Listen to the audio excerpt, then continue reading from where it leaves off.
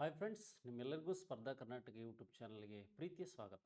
Dear friends, TET 2025 CDP child development and ಪೆಡಗಾಗಿ model test ಪ್ರಶ್ನೆಗಳನ್ನು ನಾನಿವತ್ತು ನಿಮ್ಮ ಜೊತೆ ವಿಶ್ಲೇಷಣೆ ಮಾಡ್ತಾ ಇದ್ದೀನಿ.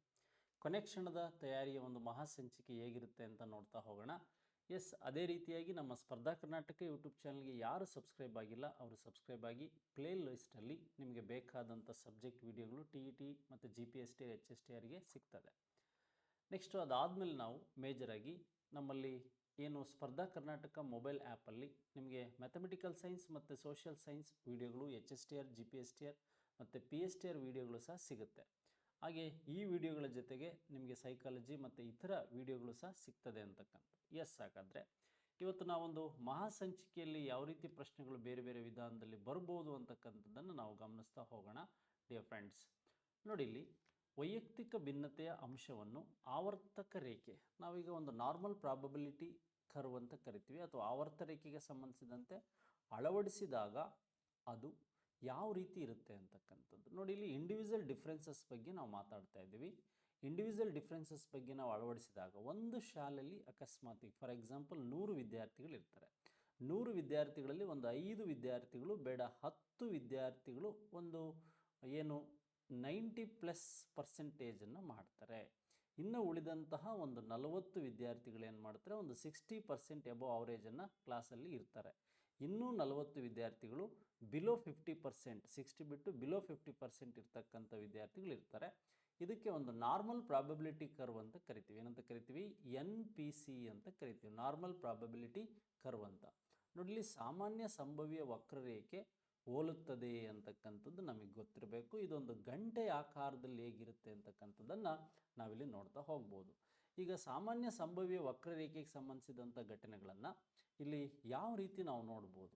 ಈಗ ನೋಡಿ, ಇಲ್ಲಿ ಕಾಣ್ತಾ ಇದೆ ನಮಗೆ, ಇಲ್ಲಿ NPC ಅಂತ ಕರ್ತಾ ಇದೆ. ನೋಡಿ, ಇಲ್ಲಿ ನಾರ್ಮಲ್ ಪ್ರಾಬಬಿಲಿಟಿ ಕರ್ವ್ಗೆ ಸಂಬಂಧಿಸಿದಂತೆ ಸಾಮಾನ್ಯ ಸಂಭವನೀಯತೆ ವಕ್ರರೇಖೆ ಎರಡು ತುದಿಯೂ ಸಹ ವಕ್ರವು ಚಪ್ಪಟೆಯಾಗಿರುತ್ತದೆ ಅಂತಕ್ಕಂಥ. ನೋಡಿ, ಇಲ್ಲಿ ಒಂದು ಚಿತ್ರ ಕಾಣ್ತಾ ಇದೆ ನಿಮಗೆ. ಹೀಗೆ ಗಂಟೆ ಆಕಾರದಲ್ಲಿ, ಹೀಗೆ ಹೇಗೆ ಅಂದರೆ ಹೀಗೆ ಗಂಟೆ ಆಕಾರದಲ್ಲಿ ಇದು ಇರ್ತದೆ ಅಂತಕ್ಕಂಥದ್ದನ್ನು ನಾವು ನೋಡಬೇಕು. ಎರಡೂ ತುದಿಗಳೇನಾಗಿರುತ್ತೆ, ಚಪ್ಪಟೆಯಾಗಿರುತ್ತೆ. ಈ ತುದಿನೂ ಸಹ ಚಪ್ಪಟೆಯಾಗಿರುತ್ತೆ. ಇಲ್ಲಿ 100%ಅಲ್ಲಿ, ಇಲ್ಲಿ 60% ಎಲ್ಲಿರ್ತಾರೆ, ಇಲ್ಲಿ ಫಸ್ಟ್ ರ್ಯಾಂಕ್ ಇರ್ತಕ್ಕಂಥವನು ಮತ್ತು ಲಾಸ್ಟಿಗೆ ಇರ್ತಕ್ಕಂಥ ವಿದ್ಯಾರ್ಥಿಗಳು ನಾವಿಲ್ಲಿ ನೋಡ್ತಾ ಹೋಗ್ಬೋದು. ಇದು ಗಂಟೆ ಆಕಾರ ನಮಗಿಲ್ಲಿ ಕಾಣ್ತಾ ಇದೆ. ಈ ಸಮಪಾರ್ಶ್ವವು ಗಂಟೆ ಆಕಾರದ ವಿತರಣೆಯನ್ನು ಹೊಂದಿರುತ್ತದೆ ಅಂತ ಸಾಮಾನ್ಯ ವಿತರಣೆ ಎಂದು ಕರೆಯುತ್ತಾರೆ. ಇದನ್ನು ನಿಮಗೆ CETಲಿ ಡೈರೆಕ್ಟ್ ಕ್ವಶನ್ಸ್ಗಳನ್ನ ಕೇಳ್ಬೋದು. NPC ಕರ್ವ್ ಯಾವ ಆಕಾರವನ್ನು ಹೊಂದಿರುತ್ತೆ? NPC ಕರ್ವ್ ಆಗಾದರೆ ನಮಗೆ ಗಂಟೆ ಆಕಾರದ ಸ್ಥಿತಿಯನ್ನು ಹೊಂದಿರುತ್ತೆ ಅಂತಕ್ಕಂಥದ್ದು ನಿಮಗೆ ಗೊತ್ತಿರಬೇಕು. ಹಾಗಾದ್ರೆ ಈಗ ಮೊದಲ ಪ್ರಶ್ನೆಗೆ ಸಂಬಂಧಿಸಿದಂತೆ ನಮಗೆ ಆನ್ಸರ್ ಯಾವುದು ಅಂದರೆ ಆಪ್ಷನ್ ಎ ಏನಿದೆ ಸ್ನೇಹಿತರೆ, ಆಪ್ಷನ್ ಎ ಸರಿಯಾದ ಉತ್ತರ. ನೋಡಿ, ಇದೇ ರೀತಿಯಾಗಿ ಬೇರೆ ಬೇರೆ ವಿಧಾನದಲ್ಲಿ ಪ್ರಶ್ನೆಗಳು ಹೇಗೆ ಬರುತ್ತೆ ಅಂತ ನೋಡ್ತಾ ಹೋಗೋಣ. ಕೆಲವು ಅಂಡರ್ಸ್ಟ್ಯಾಂಡಿಂಗ್ ಪ್ರಶ್ನೆಗಳು ಸಹ ನಿಮಗೆ ಕೇಳ್ತಾ ಹೋಗ್ತಾರೆ ಅಂತ ಹೇಳಿದ್ದೆ ನಾನು.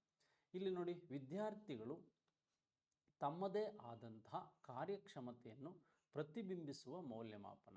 ಈಗ ನಿಮಗೆ ಮೌಲ್ಯಮಾಪನ ಅಂತಕ್ಕಂಥದ್ದು ಗೊತ್ತಿದೆ. ಇವ್ಯಾಲ್ಯುವೇಷನ್ ಅಂತಕ್ಕಂಥದ್ದು ನಿಮಗೆ ಕಂಟಿನ್ಯೂಸ್ ಆ್ಯಂಡ್ ಕಾಂಪ್ರೆನ್ಸಿವ್ ಇವ್ಯಾಲ್ಯುವೇಷನ್ ಅಂತ ಕರಿತೀವಿ. ಇದು ನಿರಂತರವಾಗಿ ಮತ್ತು ವ್ಯಾಪಕವಾಗಿ ಒಂದು ನಿರ್ದಿಷ್ಟ ಉದ್ದೇಶವನ್ನು ಶೈಕ್ಷಣಿಕ ಸಾಧನೆಯಲ್ಲಿ ಮಾಡಬೇಕಾಗಿರ್ತಕ್ಕಂಥದ್ದು ಏನಾಗಿರುತ್ತೆ ಅಂದರೆ ಮೌಲ್ಯಮಾಪನ ಆಗಿರುತ್ತೆ. ಅದನ್ನು ನಾವು ಕಂಡುಹಿಡಿಯೋದಕ್ಕೆ ಇದನ್ನು ಬಳಸ್ತೀವಿ ಅಂತಕ್ಕಂಥದ್ದು. ನೋಡಿ, ಹಾಗಾದರೆ ವಿದ್ಯಾರ್ಥಿಗಳು ತಮ್ಮದೇ ಆದ ಕಾರ್ಯಕ್ಷಮತೆಯನ್ನು ಪ್ರತಿಬಿಂಬಿಸುವ ಮೌಲ್ಯಮಾಪನದ ಬಗ್ಗೆ ನಾವಿಲ್ಲಿ ಮಾತಾಡೋದಾದರೆ, ಫಸ್ಟು ಈ ಪಿಯರ್ ಮೌಲ್ಯಮಾಪನ ಅಂತಕ್ಕಂಥದ್ದು ಏನಿದೆ, ಈ ಒಂದು ಈ ಸಹಪಾಠಿಗಳೊಂದಿಗೆ ನಾವು ಭಾಗವಹಿಸಿ ವಿಮರ್ಶಾತ್ಮಕವಾದಂತಹ ಒಂದು ಮೌಲ್ಯಮಾಪನ ಏನಿದೆ, ಇದನ್ನು ನಾವು ಪಿಯರ್ ಮೌಲ್ಯಮಾಪನ ಅಂತ ಕರಿತೀವಿ. ಈಗ ರಚನಾತ್ಮಕ ಮೌಲ್ಯಮಾಪನ ಅಂತಕ್ಕಂಥದ್ದು ಏನು ಹೇಳುತ್ತೆ? ರಚನಾತ್ಮಕ ಮೌಲ್ಯಮಾಪನ ಅಂತಕ್ಕಂಥದ್ದನ್ನು ನಾವು ವಿಶೇಷವಾಗಿ ಇಂಗ್ಲೀಷಾಗಿ ಇಲ್ಲಿದ್ದನ್ನು ಏನಂತ ಕರಿತೀವಿ ಅಂದರೆ ಈ ಫಾರ್ಮೇಟಿವ್ ಇವ್ಯಾಲ್ಯುಯೇಷನ್ ಅಂತ ಕರಿತೀವಿ. ಇದು ನಿರಂತರವಾಗಿರುತ್ತೆ ಮತ್ತು ಈ ಪ್ರಗತಿಯನ್ನು ಏನು ಮಾಡ್ತಿರ್ತೀವಿ ನಾವು, ಆಗಾಗ ಪರಿಶೀಲನೆಯನ್ನು ಮಾಡ್ತಾ ಇರ್ತೀವಿ. ಈ ಪ್ರಗತಿಯ ಅಂತಕ್ಕಂಥದ್ದು ನಿರಂತರವಾಗಿರುತ್ತೆ.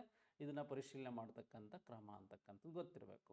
ನೋಡಿ, ಸಂಕಲನಾತ್ಮಕ ಅಂತಕ್ಕಂಥದ್ದನ್ನು ನಾವು ಈ ಸಮ್ಮಿಟಿವ್ ಇವ್ಯಾಲ್ಯುಯೇಷನ್ ಅಂತ ಕರಿತೀವಿ. ಈ ಸಮ್ಮಿಟಿವ್ ಇವ್ಯಾಲ್ಯುಯೇಷನ್ ಅಂತಕ್ಕಂಥದ್ದು ಸಂಕಲನಾತ್ಮಕ ಏನಿದೆ, ಇದು ಒಂದು ಕೋರ್ಸ್ ಮುಗಿದ ನಂತರ ಅಥವಾ ಒಂದು ಕಾರ್ಯಕ್ರಮ ನಮಗೆ ಮುಗಿದ ನಂತರ ಮಾಡುವಂತಹ ಮೌಲ್ಯಮಾಪನ, ಅಂತಿಮವಾಗಿ ಮಾಡುವಂಥ ಮೌಲ್ಯಮಾಪನ.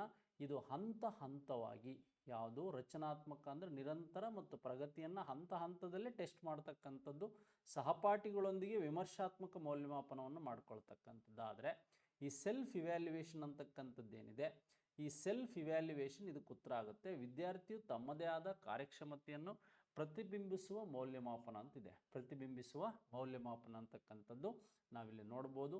ಸ್ವಮೌಲ್ಯಮಾಪನ ಅಂತ ಕರಿತೀವಿ. ಸ್ವಮೌಲ್ಯಮಾಪನಕ್ಕೆ ಸಂಬಂಧಿಸಿದಂಥ ಘಟನೆಯನ್ನು ನಾವಿಲ್ಲಿ ನೋಡಿದ್ವಿ. ಆಪ್ಷನ್ ಡಿ ಸರಿಯಾದ ಉತ್ತರ. ಎಸ್, ಡಿಸ್ಗ್ರಾಫಿಯಾ ಎಂಬ ನ್ಯೂನತೆಯು ಇದಕ್ಕೆ ಸಂಬಂಧಿಸಿದೆ. ನಾನು ಹೇಳಿದ್ದೀನಿ ಈಗಾಗಲೇ, ಈ ಕಲಿಕಾ ನ್ಯೂನತೆಗಳು ಅಂತ ಬರುತ್ತೆ, ಲರ್ನಿಂಗ್ ಪ್ರಾಬ್ಲಮ್ಸ್ ಅಂತ ಬರುತ್ತೆ. ಲರ್ನಿಂಗ್ ಪ್ರಾಬ್ಲಮ್ಸಲ್ಲಿ ನಾವು ಮತ್ತೆ 3 ವಿಧಗಳನ್ನು ಕೊಳ್ಬೋದು. ಡಿಸ್ಗ್ರಾಫಿಯಾ ಅಂದ್ರೇನು, ಡಿಸ್ಕ್ಯಾಲ್ಕುಲಿಯಾ ಅಂದ್ರೇನು, ಡಿಸ್ಕ್ಲಾಸಿಯಾ ಅಂತಕ್ಕಂತಹ 3 ವಿಧದ ಮೇಲೆ ಹೆಚ್ಚು ನಿಮ್ಮ TETಲಿ ಪ್ರಶ್ನೆಗಳು ಬಂದಿದೆ. ಅದರ ಬಗ್ಗೆ ನಾನು ಮಾತಾಡಿದ್ದೀನಿ. ಡಿಸ್ಕ್ಯಾಲ್ಕುಲಿಯಾ ಅಂದರೆ ಬರವಣಿಗೆ ಅಂತಕ್ಕಂಥದ್ದು. ಹಾಗೆ ಡಿಸ್ಗ್ರಾಫಿಯಾ ಅಂದರೆ ಬರವಣಿಗೆಗೆ ಸಂಬಂಧಿಸಿದಂತಹ ದೋಷಗಳೇನಿರುತ್ತೆ. ಮ್ಯಾಥಮೆಟಿಕ್ಸ್ ಅಂದರೆ ಡಿಸ್ಕ್ಯಾಲ್ಕುಲಿಯಾ ಅಂತ. ಈ ಬರವಣಿಗೆಗೆ ಸಂಬಂಧಿಸಿದಂಥ ನಾವು 6 ಬರೆಯುವಾಗ, 9 ಬರೆಯುವಾಗ, P ಬರೆಯುವಾಗ, B ಬರೆಯುವಾಗ ಈ ಥರದ ದೋಷಗಳೇನಾದರೂ ಆದರೆ ಬರವಣಿಗೆಗೆ ಸಂಬಂಧಿಸಿದಂಥ ಅದನ್ನು ನಾವು ಡಿಸ್ಗ್ರಾಫಿಯಾ ಅಂತ ಕರಿತೀವಿ. ಹಾಗಾದರೆ ಇದ್ರ ಬಗ್ಗೆ ನೋಡೋದಾದರೆ ನಾವು ನೋಡಿಲಿ, ಕಲಿಕಾ ನ್ಯೂನತೆ ಭಾಷೆ ಮತ್ತು ಬರವಣಿಗೆ ಲೆಕ್ಕಾಚಾರ ಉಂಟು ಮಾಡುತ್ತವೆ. ಉಂಟಾಗುವ ಕಲಿಕಾ ನ್ಯೂನತೆ ವಿಷಯದ ಆಧಾರದ ಮೇಲೆ ಕೆಳಕಂಡವುಗಳನ್ನು ನಾವು ವಿಂಗಡಿಸಬಹುದಾಗಿದೆ. ಕಲಿಕಾ ನ್ಯೂನತೆಗಳಿಗೆ ಸಂಬಂಧಿಸಿದ ನೋಡಲಿ, ಡಿಸ್ಲೆಕ್ಸಿಯಾ ಅಂದರೆ ಓದುವುದು, ರೀಡಿಂಗಲ್ಲಿದ್ದಂಥ ದೋಷಗಳು. ಹಾಗೆ ಡಿಸ್ಗ್ರಾಫಿಯಾ ಅಂದರೆ ಈಗ ತೋರಿಸಿದ್ನಲ್ಲ, ರೈಟಿಂಗಲ್ಲಿದ್ದಂಥ ದೋಷಗಳು. ಡಿಸ್ಕ್ಯಾಲ್ಕುಲಿಯಾ, ಡಿಸ್ಕ್ಯಾಲ್ಕುಲಿಯಾ ಅಂದರೆ ಮ್ಯಾಥಮೆಟಿಕ್ಸ್, ಗಣಿತ ಅಂತ ಗೊತ್ತಿರಬೇಕು. ಡಿಸ್ಕ್ಯಾಲ್ಕುಲಿಯಾ ಅಂದರೆ ಗಣಿತ ಅಂತಕ್ಕಂಥದ್ದು ನಿಮಗೆ ಗೊತ್ತಿರಬೇಕು. ಈ 3 ಕಾನ್ಸೆಪ್ಟು ಮತ್ತೆ ನಿಮಗೆ ಪ್ರಶ್ನೆಗಳು ಬರ್ಬೋದು. ಡಿಯರ್ ಫ್ರೆಂಡ್ಸ್, ಈಗ ನಮಗೆ 3ನೇ ಪ್ರಶ್ನೆಗೆ ಆಪ್ಷನ್ ಎ ಸರಿಯಾದ ಉತ್ತರ ಅಂತ ಗೊತ್ತಾಯಿತು. ಎಸ್, ಹಾಗಾದರೆ 4ನೇ ಪ್ರಶ್ನೆ ತುಂಬ ಕ್ರಿಯೇಟಿವಿಟಿ ಬಗ್ಗೆ ಕೇಳಿದ್ದಾನೆ. ಕೆಳಗಿನಲ್ಲಿ ಯಾವುದು ಸೃಜನಶೀಲ ಮಗುವಿನ ಲಕ್ಷಣ ಅಲ್ಲ? ನೋ ಕ್ಯಾರೆಕ್ಟರ್ಸ್ ಆಫ್ ಕ್ರಿಯೇಟಿವಿಟಿ ಅಂತ ಕೇಳಿದ್ದಾರೆ. ನೋಡಿ, ನಮಗೆ ಈಗಾಗಲೇ ಈ ಕ್ರಿಯೇಟಿವಿಟಿ ಅಂದರೆ ಏನು ಅಂದರೆ ಒಂದು ಹೊಸ ಕಲ್ಪನೆ ಅಂತಕ್ಕಂಥದ್ದೇನು, ಹೊಸ ಕಲ್ಪನೆ, ಒಂದು ವಿಷಯ ಮತ್ತು ವಸ್ತುವಿನ ಮೇಲೆ ಹೊಸದಾದ ವಿಚಾರ, ನವೀನತೆ, ಕಲ್ಪನೆ ಅಂತಕ್ಕಂಥದ್ದನ್ನು ನಾವು ಹೊಸ ಕಲ್ಪನೆ ಅಂತ ಕರಿತೀವಿ. ನೋಡಿ, ಈ ಕ್ರಿಯೇಟಿವಿಟಿಯ ಲಕ್ಷಣಗಳಲ್ಲಿ ಸ್ವಂತಿಕೆ ಅಲ್ಲ ಅಂತ ಕೊಟ್ಟಿದ್ದಾರೆ. ಆದರೆ ಸ್ವಂತಿಕೆ ಒಂದು ಲಕ್ಷಣ, ವಿವರಣೆ ಒಂದು ಲಕ್ಷಣ, ನವೀನತೆ ಇನೋವೇಟಿವ್ ಅಂತಕ್ಕಂಥದ್ದು ಒಂದು ಲಕ್ಷಣ ಅಂತ ಗೊತ್ತಿರಬೇಕು. ಆದರೆ ನಿಖರತೆ ಇಷ್ಟೇ ಅಂತಕ್ಕಂಥದ್ದು ನಾವು ಕ್ರಿಯೇಟಿವಿಟಿಗೆ ನಾವು ಕಂಟ್ರೋಲ್ ಮಾಡೋಕ್ಕಾಗಲ್ಲ. ಸೃಜನಶೀಲ ವ್ಯಕ್ತಿಗಳೆಲ್ಲ ಬುದ್ಧಿವಂತರು, ಆದರೆ ಬುದ್ಧಿವಂತ ವ್ಯಕ್ತಿಗಳೆಲ್ಲ ಸೃಜನಶೀಲರಲ್ಲ ಅಂತಕ್ಕಂಥದ್ದು ನಿಮಗೆ ಗೊತ್ತಿರಬೇಕು. 4ನೇ ಆಪ್ಷನ್ನಿಗೆ ಡಿ ಅಂತ ಏನಿದೆ ನಿಖರತೆ, ಇದಕ್ಕೆ ಸಂಬಂಧಿಸಿದಂಥ ಅಂಶಗಳನ್ನು ನಾವು ನೋಡ್ತಾ ಹೋಗ್ಬೋದು. ಎಸ್, ಹಾಗಾದರೆ ಇದಾದಮೇಲೆ ನಾವು ಸೃಜನಶೀಲ ಅಭಿವೃದ್ಧಿಗೊಳಿಸುವ ವಿಧಾನಗಳು, ಬ್ರೈನ್ ಸ್ಟಾರ್ಮಿಂಗ್ ಬಗ್ಗೆ ಹೆಚ್ಚು ಕೇಳ್ತಾರೆ ನಿಮಗೆ. ಮೆದುಳಿನ ಕಾರ್ಯಪಟುತ್ವಗೊಳಿಸುವ ತಂತ್ರಗಳು, ಬ್ರೈನ್ ಸ್ಟಾರ್ಮಿಂಗ್ ಟೆಕ್ನಿಕ್ಸ್ ಅಂತ ಇರುತ್ತೆ. ಒಂದು ಸಮಸ್ಯೆಯನ್ನು ವಿದ್ಯಾರ್ಥಿಗಳ ಮುಂದೆ ಇಟ್ಟು ವಿಭಿನ್ನ ಮುಖ ಚಿಂತನೆ ನಾವು ನೋಡ್ತಕ್ಕಂಥದ್ದು, ಹಾಗೆ ಹೆಚ್ಚಿಸತಕ್ಕಂಥದ್ದೇನು ಥಿಂಕಿಂಗ್ ಕೆಪಾಸಿಟಿಯನ್ನು ಹೆಚ್ಚಿಸ್ತಕ್ಕಂಥದ್ದು. ನೆಕ್ಸ್ಟು ಮಾನಸಿಕ ಸ್ವಾತಂತ್ರ್ಯ ಮತ್ತು ಮಾನಸಿಕ ಸುರಕ್ಷತೆ, ಸೈಕಾಲಜಿಕಲ್ ಫ್ರೀಡಮನ್ನು ಇದು ನೀಡುತ್ತೆ ಅಂತಕ್ಕಂಥದ್ದು. ವಿಸ್ತೃತವಾದ ತಂತ್ರ ಅಂತಕ್ಕಂಥದ್ದು, ಎಲಾಬೊರೇಷನ್ ಟೆಕ್ನಿಕ್ಸ್ ಅನ್ನೋದು ನಿಮಗೆ ಗೊತ್ತಿರಬೇಕು. ಹೀಗೆ ಬೇರೆ ಬೇರೆ ಹಂತಗಳು, ಕ್ರಮಗಳು ಬರುತ್ತೆ.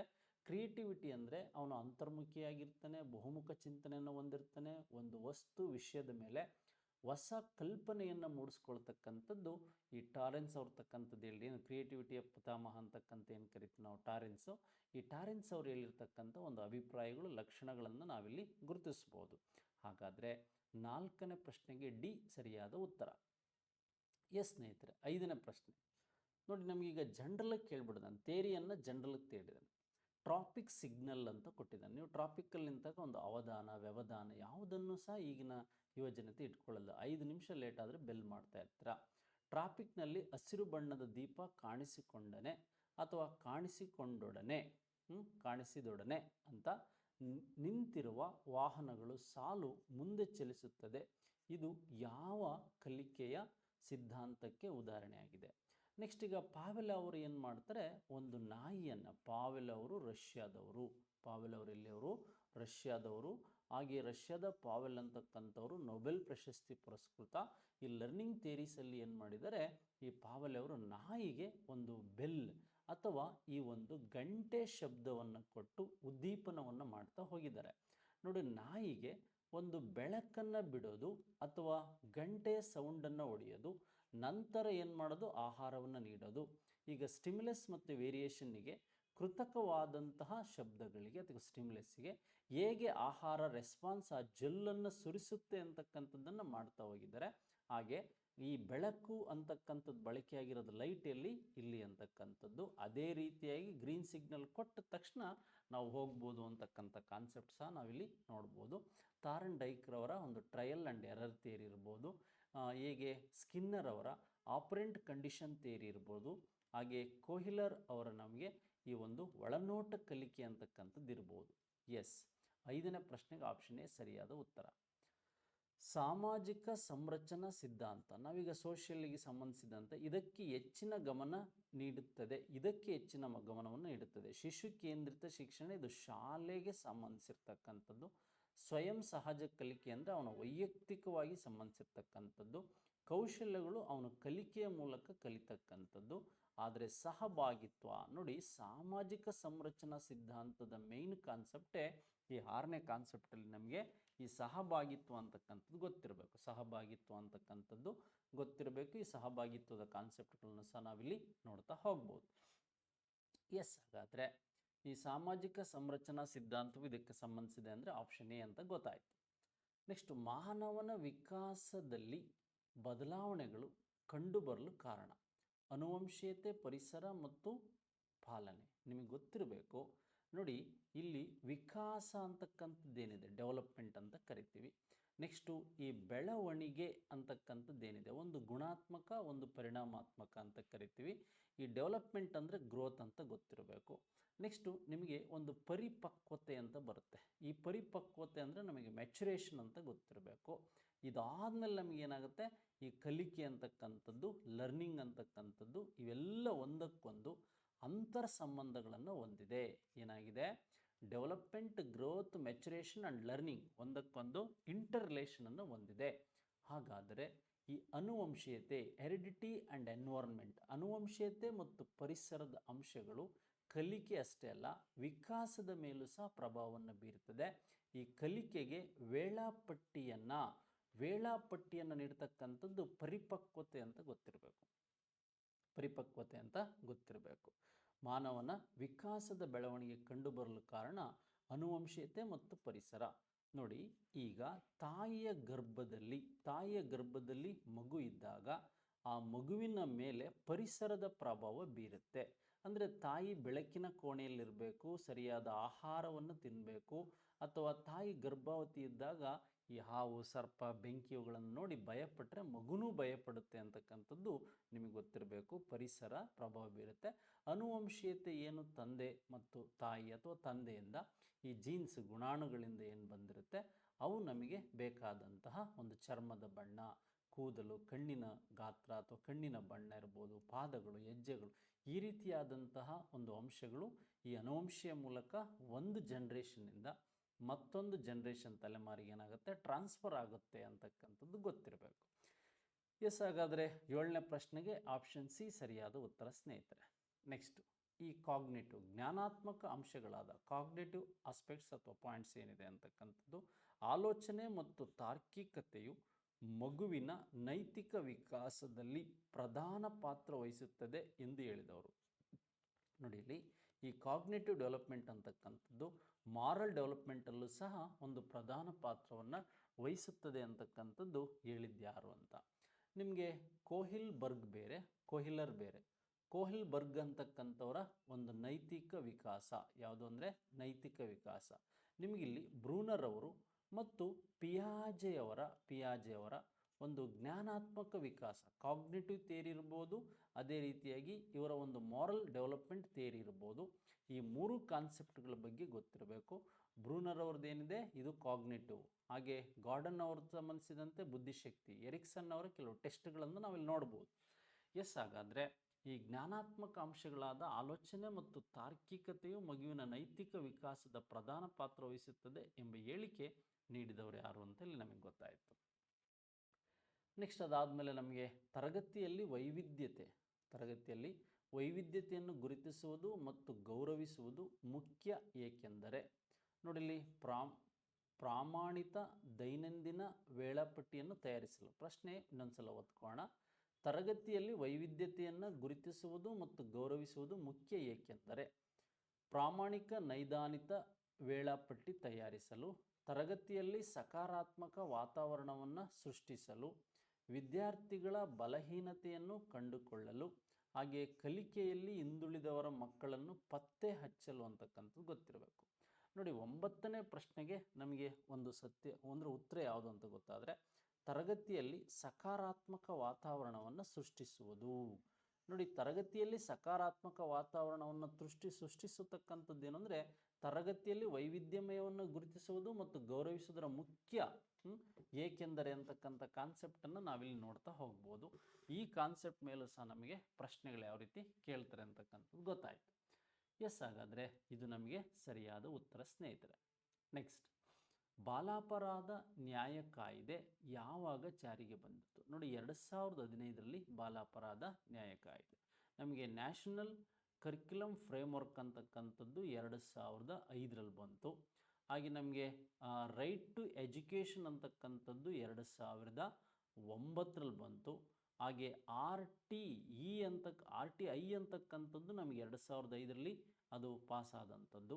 ಹಾಗೆ ನಮಗೆ ಕೇಳಿದರೆ NEP ಬಗ್ಗೆ ಕೇಳ್ಬೋದು, ನ್ಯಾಷನಲ್ ಎಜುಕೇಷನ್ ಪಾಲಿಸಿ ಅಥವಾ ನ್ಯೂ ಎಜುಕೇಷನ್ ಪಾಲಿಸಿ ಬಗ್ಗೆ ಕೇಳ್ಬೋದು. ನೋಡಿ, ನಮಗೆ ನ್ಯಾಷನಲ್ ಕರಿಕ್ಯುಲಮ್ ಫ್ರೇಮ್ವರ್ಕ್ ಬಗ್ಗೆ, ರೈಟ್ ಟು ಎಜುಕೇಷನ್ ಬಗ್ಗೆ, ರೈಟ್ ಟು ಇನ್ಫಾರ್ಮೇಷನ್ ಆ್ಯಕ್ಟ್ ಬಗ್ಗೆ ಮತ್ತು NEP ಬಗ್ಗೆ ಕೆಲವು ಮಾಹಿತಿಗಳನ್ನು ಕೇಳ್ಬೋದು. ಅದೇ ರೀತಿಯಾಗಿ ಈ ಬಾಲಾಪರಾಧ ನ್ಯಾಯ ಕಾಯ್ದೆ ಅಂತಕ್ಕಂಥದ್ದು ಇದನ್ನು ನಾವು 2005ರಲ್ಲಿ ನಾವು ನೋಡ್ಬೋದು ಅಂತಕ್ಕಂಥದ್ದು, ಅಲ್ಲಿ 2015ರಲ್ಲಿ ನೋಡ್ಬೋದು ಅಂತಕ್ಕಂಥದ್ದು ಗೊತ್ತಿರಲಿ. ಎಸ್, ಈಗ ನಮಗೆ ಮತ್ತೆ ತತ್ವಗಳ ಮೇಲೆ ಕೊಟ್ಟಿದ್ದಾರೆ. ಮಗು ನಿಲ್ಲುವ ಸಾಮರ್ಥ್ಯವನ್ನು, ಅಂದರೆ ವಿಕಾಸದ ತತ್ವಗಳು. ನಮಗೆ ಈ ವಿಕಾಸದ ತತ್ವಗಳ ಮೇಲೆ ಏನಾಗಿರುತ್ತೆ, ದ ಪ್ರಿನ್ಸಿಪಲ್ಸ್ ಆಫ್ ಡೆವಲಪ್ಮೆಂಟ್ ಮೇಲೆ ಪ್ರತಿ ಸಾರಿನೂ ಒಂದು ಪ್ರಶ್ನೆ ಇದ್ದೇ ಇರುತ್ತೆ. ಸಾಮರ್ಥ್ಯವನ್ನು ಪಡೆಯುವ ಮೊದಲು ನಡೆಯಲು ಸಾಧ್ಯವಿಲ್ಲ. ನೋಡಿ, ಪ್ರಪಂಚದಲ್ಲಿ ಹುಟ್ಟಿದ ಮಗು ಎಲ್ಲದೂ ಸಹ ಏನು ಮಾಡುತ್ತೆ, ತನ್ನ ಭುಜಗಳ ಸಹಾಯದಿಂದ ಫಸ್ಟ್ ತೆವಳ್ತಾ ಹೋಗುತ್ತೆ. ಆ ನಂತರ ಲಲ್ಲೆ ಮಾತುಗಳು, ನಂತರ ಅದು ಓಡಾಟ, ಹಾಗೆ ದ್ವಿಪಾರ್ಶ್ವದಿಂದ ಏಕಪಾರ್ಶ್ವದೆಡೆಗೆ ಹೇಗೆ ಮಗು ಬೆಳೀತಾ ಹೋಗುತ್ತೆ ಅಂತ. ನೋಡಿ, ಆರಂಭದಲ್ಲಿ ಮಗು ತನ್ನ ಎರಡೂ ಕೈಗಳನ್ನು ಏನು ಮಾಡುತ್ತೆ, ಸಮನಾಗಿ ಬಳಸ್ತಾ ಇರುತ್ತೆ. ಈಗ ದ್ವಿಪಾರ್ಶ್ವದಿಂದ ಏನಾಗುತ್ತೆ, ಅದು ಏಕಪಾರ್ಶ್ವಕ್ಕೆ ಶಿರಾಭಿಮುಖ ಇವೆಲ್ಲ ಇರುತ್ತಲ್ಲ, ಆ ರೀತಿಯಾಗಿ ಬೆಳೀತಾ ಹೋಗುತ್ತೆ. ಮೊದಲು ಹೇಗೆ ನಡೆಯಬೇಕೆಂಬುದನ್ನು ಕಲಿಯಬೇಕು. ಈ ಕಲ್ಪನೆ ಕೆಳಗಿನ ತತ್ವಕ್ಕೆ ಸಂಬಂಧಿಸಿದೆ. ನೋಡಿ, ಸಾಮರ್ಥ್ಯವನ್ನು ಪಡೆಯಲು ಮೊದಲು ನಡೆಯಲು ಸಾಧ್ಯವಿಲ್ಲ. ಅದು ಅದೇ ರೀತಿ ಓಡಲು ಪ್ರಾರಂಭಿಸುವ ಮೊದಲು ಹೇಗೆ ನಡೆಯಬೇಕೆಂದು ಕಲಿಯಬೇಕು. ಈ ಕಲ್ಪನೆಯು ಕೆಳಗಿನ ತತ್ವಕ್ಕೆ ಸಂಬಂಧಿಸಿದೆ. ನೋಡಿ, ಈ ಒಂದು ಏಕರೂಪತೆಯ ತತ್ವ ಅಂತಕ್ಕಂಥದ್ದು ನಾವಿಲ್ಲಿ ನೋಡ್ತಾ ಹೋಗ್ಬೋದು. ಅದು ಯಾವ ಪಾರ್ಶ್ವಗಳಿಂದ ಯಾವ ಪಾರ್ಶ್ವಗಳಿಗೆ ನಡೀತಾ ಹೋಗುತ್ತೆ ಏಕರೂಪತೆಯ ತತ್ವ ಅಂತಕ್ಕಂಥದ್ದು. ಮೊದಲು ಎರಡೂ ಕೈಗಳನ್ನು ಬಳಸುತ್ತೆ, ನಂತರ ಒಂದು ಕೈಯನ್ನು ಏನು ಮಾಡುತ್ತೆ, ಮುಂದೆ ಬಳಸ್ತಾ ಹೋಗುತ್ತೆ ಆ ಮಗು ಅಂತಕ್ಕಂಥದ್ದು ಗೊತ್ತಿರಲಿ. ಎಸ್, ಅದಾದಮೇಲೆ ನಮಗೆ ಬೇಕಾದಂತಹ ಕಾನ್ಸೆಪ್ಟ್ಗಳಲ್ಲಿ ನಮಗೆ ನೋಡ್ತಾ ಹೋದ್ವಿ. ಮಗಳಿಗೆ ಗಂಡನ್ನು ಹುಡುಕುತ್ತಿರುವ ವ್ಯಕ್ತಿ ದಿನಪತ್ರಿಕೆಯಲ್ಲಿ ವಧು-ವರರ ಜಾಹೀರಾತಿನ ಮೇಲೆ ಮಾತ್ರ ಗಮನ ಹರಿಸುವುದು ಇದಕ್ಕೆ ಒಂದು ಉದಾಹರಣೆ. ನೋಡಿ, ನಮಗೆ ಅವಧಾನ ಅಂತ ಕರಿತೀವಿ. ಅವಧಾನ ಅಂದರೆ ಒಂದು ವಿಷಯ ಮತ್ತು ವಸ್ತುವಿನ ಕಡೆಗೆ ನಾವು ಗಮನವನ್ನು ಕೇಂದ್ರೀಕರಿಸ್ತಕ್ಕಂಥದ್ದು. ಒಂದು ವಸ್ತುವಿನ ಮೇಲೆ ಜಸ್ಟ್ ಆ ಕಡೆ ನೋಡಿದ್ರೆ ಅದು ಆಸಕ್ತಿ ಏನಿದೆ, ಆಸಕ್ತಿ ಅವಧಾನದ ತಾಯಿ ಅಂತ ಗೊತ್ತಿರಬೇಕು.